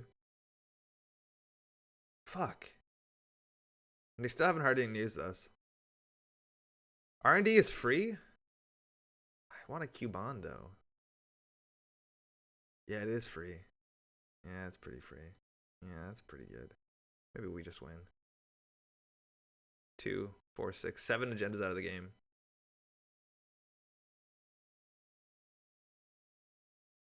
Man, a Cubon would have been so fucking good. Fairchild 3.0. You know that card we said I hope they're not playing? So now we ran, we can't play the casts. But we know that we probably will win on Turning Wheel Centrals because their ice is shit. Mostly this ice is shit. I think they purge next turn, so we'll just take 3 because we're going to need money. They also draw through R&D lock really quickly. So like we could always see 2 with Turning Wheel. Yeah, they purged. Okay, that's an issue. We will face check archives. Because they have to res all this shit. Oh, we found it. We have Paperclip in the bin too, which we install for free. Yes. This is fine. We want to break at least 1 subroutine, 2, because then we get Amakua counters. And now Cubon is really good. Cubon on this is terrible. Oh, they threw out 2 HPTs. I think we actually can go tag me unless they're on boom. Depends how tag me. We can also play this to get another bad pub. No, they're too low credits. I don't want to play this because then we're on too few credits. I think we just like slam Amakua counters. That was a res for 5. Yeah, we're gonna recover really quickly with the Cubon. I'm feeling good about this. Like, and they can't purge.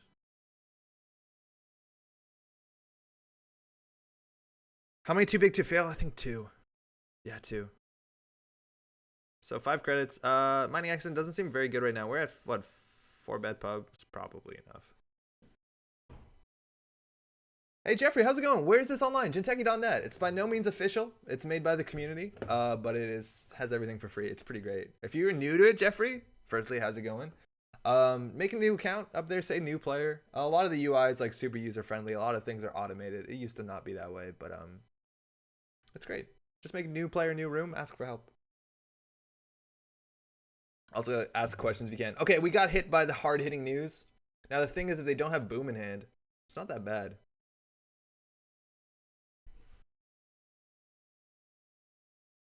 Trace 7. They're on 1 credit. Hold the phone. Does this matter?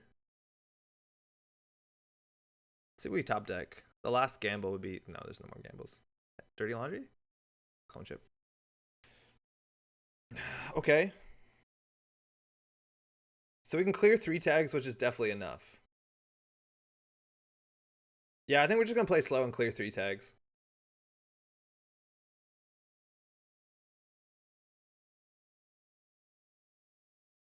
And next turn, we just throw the Cubon in there. We're gone. Now kill the factory? No, I don't want to die. Yeah, we can play slow. Like, they still have a lot of work to do. And, like, we can run into anything for free.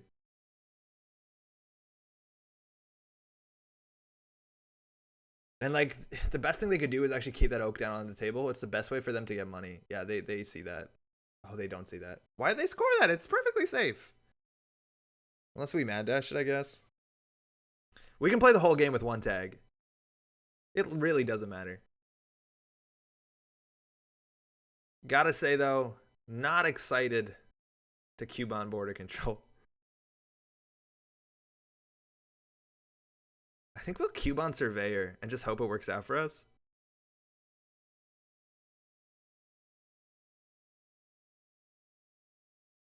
Hope this works out. This needs to have a lot of subroutines.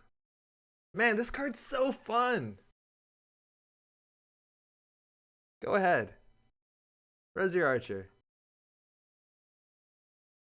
Oh, another Surveyor. Perfect.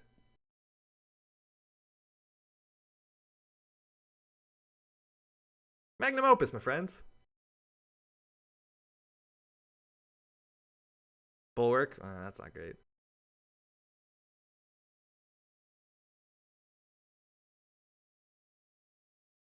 They have 0 credits. Oh, we could Lamprey lock them if we want to go tag me. No, it's in front of Surveyor? It's a Surveyor. We found out, though. We had no idea. We didn't see that one. Okay, we are now in control of the game. Cubon clone chips. So good. Maybe even better than Lamprey. Maybe we don't need Lamprey in this deck. I already did it. Sorry, I already did. I already did it. Yeah, they got it. Okay, so turning wheels now about the point. Well, I know that now. Izzy, how's it going? Cubon is so awesome. Yeah, 100%. We got Bad Pub in this matchup. We got Amaku and Data Sucker. It's all we need. It's all over the factory. They want to keep drawing. I think Slamming HQ is actually pretty reasonable here. But we're pretty good at contesting the remote. Econ Warfare. They can't hardly news us, so whatever. Let's double Cubon. We have 2 clone chips in hand. Let's get all the money we want. Let's install Turning Wheel, double Cubon, and just close the game. They were dead. Yeah, the factory actually hurts you pretty bad. Oh, that's kind of cute too. Oh, MU unused? Okay, we don't need this.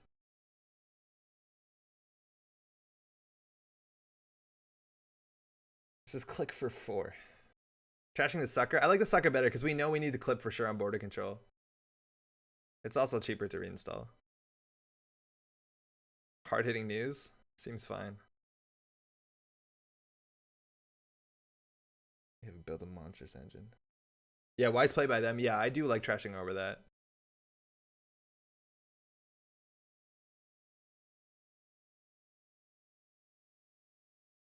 Cool, and hopefully we win to that soon enough.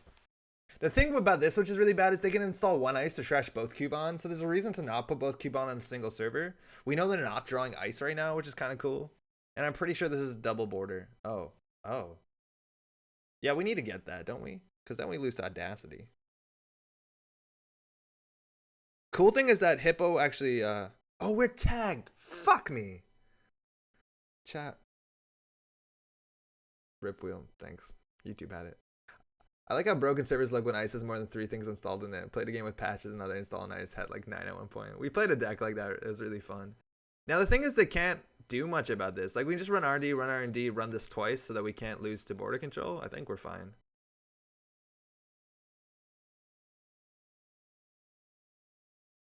They'll probably trash the turning wheel. A bit too late on that, Tobal. I forgot we were tagged. You know how I said we'd play the whole game tagged? I'm glad they did it though. No regrets. SSL for the win. One can only hope.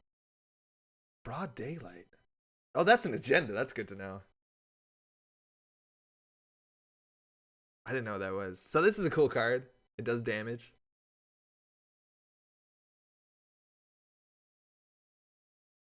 We know the winning agenda is in the remote. Trash Rashida.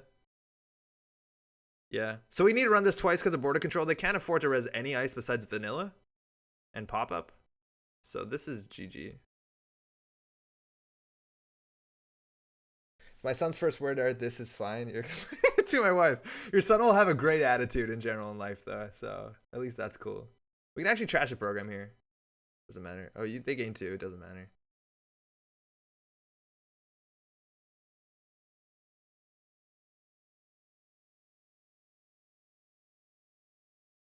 Would I love the Rashida? It only helps deck themselves.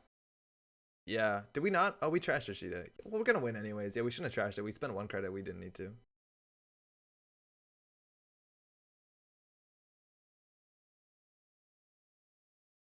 The trash border control, we just run it again. We have 14 credits worth of bad pub. Okay, cool. That is game, my friends. Actually, no, the credits might matter because I guess everything with 2 costs we can break, besides specifically swordsman. But no, it largely doesn't matter. We can also trash our programs here. This doesn't matter. This is now technically easier. Non-bow. Good game. Hey, this deck seems cool. Hey, good game. Oh boy. Well then, thank you. Thanks for the game, eh? 11:55 perfect also. Just like nailed the timing. Hard to play Glacier deck that intentionally takes bad pub. It's difficult, but only specifically Amakua. There's no other good breaker that deals with this sort of shit. Stealth probably does, just like any big ice. But like Amakua, 100%. Amakua Data Sucker, it's an issue if they can't lock us out. And for a second, it looked like they locked us out. Like if they had a Raven here, it would be really bad. The border control makes it easy. But like, wow, great. The deck is performing. For what it's worth, Zach's list made some changes if you want to try these out on your own time. Looking at 3 liberated accounts doesn't seem terrible, but I feel like the Cubon engine might be enough to maybe get off the ground enough. Doing only a single turning wheel, not a fan of, and they're playing Eater instead of the normal breakers. I like the normal breakers. The thing is, Amakua with Eater still gets countered, same with Data Sucker, so it's not the worst. But like, I like remotes early too, so it's definitely worth trying for sure. 46 card deck for the win. I think we're 45. There's no way we're 46. Ah, beans. Okay. Throw a dart at the dartboard. DJ Fenner is also the. I think we're not playing. I think Zach's version's not running a Vigil and is running a Paragon. Cubon, better than Paragon, am I right? Thanks so much for dropping by. If you're around, if you're watching this on the VOD, how's it going? Luke saying, I've been playing a Broad Daylight Mall self-destruct lately. Broad Daylight's so fun. It seems really cool. I want to try that card. It's just like, it's hard. It goes into the same sort of archetype I don't love, which is that sort of like what's it called? Urban renewal archetype, where you're just like, I'm gonna kill you slowly. Don't love it. Jeffrey, thanks. I'll have to try it online. Have a lot of the cards, but wasn't able to get the last deluxe expansion. It's hard to get, Jeffrey. You might have to like check really aggressively. You might want to just find it from a store that's not in your area, like find one in Canada and ship it to you. You might pay a lot for it, but like, I don't want to support people are scalping it for a lot of money, obviously, but it's cool if you can find it. It's a really cool box for sure. Otherwise, if you want to play on Jinteki.net, all the cards are there. People are really friendly. Just say like new players so that people join your room and they understand like you might play a bit slower because you're learning the UI, let alone the game. Andre, any tips for playing around Batty? Casual, how's it going? Izzy says Councilman, Rumor Mill, if you really hate it. Those are 2 really good options. Some people are playing, here, let's just pull it up so we can talk about this. So Marcus Batty is a hell of a card. Depends what the subroutines are firing. Some archetypes want to trash programs and things like Scorpio. So if that's the case, you can run Sacrificial Construct, cards that just prevent the effect of the Marcus Batty. Otherwise, though, there are a couple tech cards specifically. Izzy threw a couple in it. I can see in aggro Argus decks. There's certain things you want to do, or you could do. Anything that hates on assets is really good. Interdiction is pretty sweet. You can play this. They might not see it coming. They might just start pre-resing their stuff. The other option is Councilman, which means they probably want to pre-res their stuff, which is pretty good. In that case, you want to run a combo of Councilman, Interdiction, and for 1 influence, or if you're playing Criminal, no influence, you can throw in Political Operative, which is just like a lot of squeeze. Political Operative and Councilman means they have to either pre-res everything or not pre-res everything. It felt like a loss to games of rock, paper, scissors. Yeah, so if you're trashing integral programs, again, Sacrificial Construct helps, playing Redundancy helps. You're right, the side game 100% does come down to it. A thing about Marcus Batty is that it is unique, so if they put 3 of them on the deck, sometimes you can like make pressure different remotes at different times. Like if they clearly have one on R&D, res, charge the remote, or the other way, so they have to like res one to trash one. Another tech card if you want to spend your restricted slot is Rumor Mill. But mind you, Marcus Batty is a really good card. So it is one of the better upgrades in the game. It is going to be strong, and the side game is difficult. If you want also drive-by is really cool. If they don't res it, you can trash it, which has some pretty sweet value. I'm kidding about this, but there is a card that says, why am I wasting my time? Don't play this card. Win, spend. No, that's not it. There's a neutral current that says you can't spend 2 credits. Probably not worth playing, but there's a couple ways around it for sure. Marcus Batty is still a very strong card. Another way is, no, there's no other way to do it. That's largely it. I might be missing 1 or 2 ways, but generally anything that hates on assets is pretty good. Government investigations, thanks Zach. Government. Play this 100%. 3 of it in every deck. Oh no, just kidding. This one. No. Yeah, side games are going to be rock paper scissors for sure. And by rock paper scissors, it's technically actually a bit worse odds than rock paper scissors. But yeah, Marcus Patty's good. Just probably don't want to make a deck that is that fragile to trashing a single program. So like, you know, Anarchs are fine. If they trash the paperclip, I don't care. Escher works too. That's a cool in Jackson. You're right. Escher does technically work. In Anarch, if you get your programs trashed, it might not be the end of the world. In Criminal, it's a lot worse, so you might want to play some redundancy, or instead of redundancy, some like flexible slots. Like, sure, maybe you lost your Code Gate Breaker, one of them, but maybe you can get by with Femme Fatale and Amakua. In Shaper, you can play redundancy as well. They have a lot of good options. Cards like Angolo and Lamb are seeing a lot of play because they're flexible at breaking just about anything, let alone our fine breakers. Lamb also is totally reasonable in Anarch, I think. But on top of that, Sacrificial Construct is pretty sweet when you can say, fuck off, don't trash my shit. This card's really easy to play. That's largely it, but it's a strong card, and if it comes down to it, you're not prepared, you gotta play a side game. Hope that helped. Questions like that, I love questions like that. If you ever have questions like that, throw them my way. Admittedly, maybe next week. It is midnight, which is where the magic runs out for me. I was playing stealth and they trashed my dagger, and they also did net damage that hit my last clone chip. You see the lights are turning off. That's really, I turned back into a pumpkin. Feels bad. Yeah, I can see that. The worst case, is that they play stealth and they trash your other thing, your netmarker or something. But yeah, so for stealth, like the best redundancy you can do, and not a lot of people are doing it. Like, yeah, you can lose your dagger, and then you can lose your clone chip with net damage. But maybe like play a Dive, which is like, oh shit, if things are really bad, I'll use my Dive. On top of that, you have cards like Atman. Like, Shaper has a pretty good job at making flexible things, but stealth. Yeah, stealth specifically is one of the drawbacks, is they have really efficient breakers, but like, yeah, if you lose one of them, you're kind of fucked. Stealth feels bad for the corp. Enjoy Pumpkin State. See you next time. Thanks so much, Corey. To everyone we play games with, thanks so much for them. Check out all that good stuff. There's interviews with Gregory Tung coming out this week. It's really good. Also, The Source has a cool episode I gotta watch or listen to. Excuse me. Thanks to all the people we played against. Thanks to everyone for dropping by and chat. Really appreciate it. Game is unofficially supported in 10 days, but like, man, Nisei's looks like they're killing it. So always excited to be here. That's largely it. We'll be back next week. Gonna be jamming a deck. I'm glad that this one worked out. That is all. I think it's like Dutch Nationals this weekend, also Australian Nationals. Good luck in those fields. And I'm gonna hit back on those YouTube comments, right? I'll do it. Thanks for streaming. Thanks so much, Double. Izzy, take care. Giles, fuck. Night, Andre. Great stream. Rank Bella, thanks too. Also, of course, Pat is at Shut Up Expo, Shucks, in Vancouver. I think, actually, Parallel, he's dropping by on Tuesday night for sure. If you're around that area, go find Pat, play some Netrunner. He's a nice dude. That's all for me. Enjoy your week. See you next time. One of these buttons turns the stream off. It's probably this one. I'm going to cut in the middle of the sentence.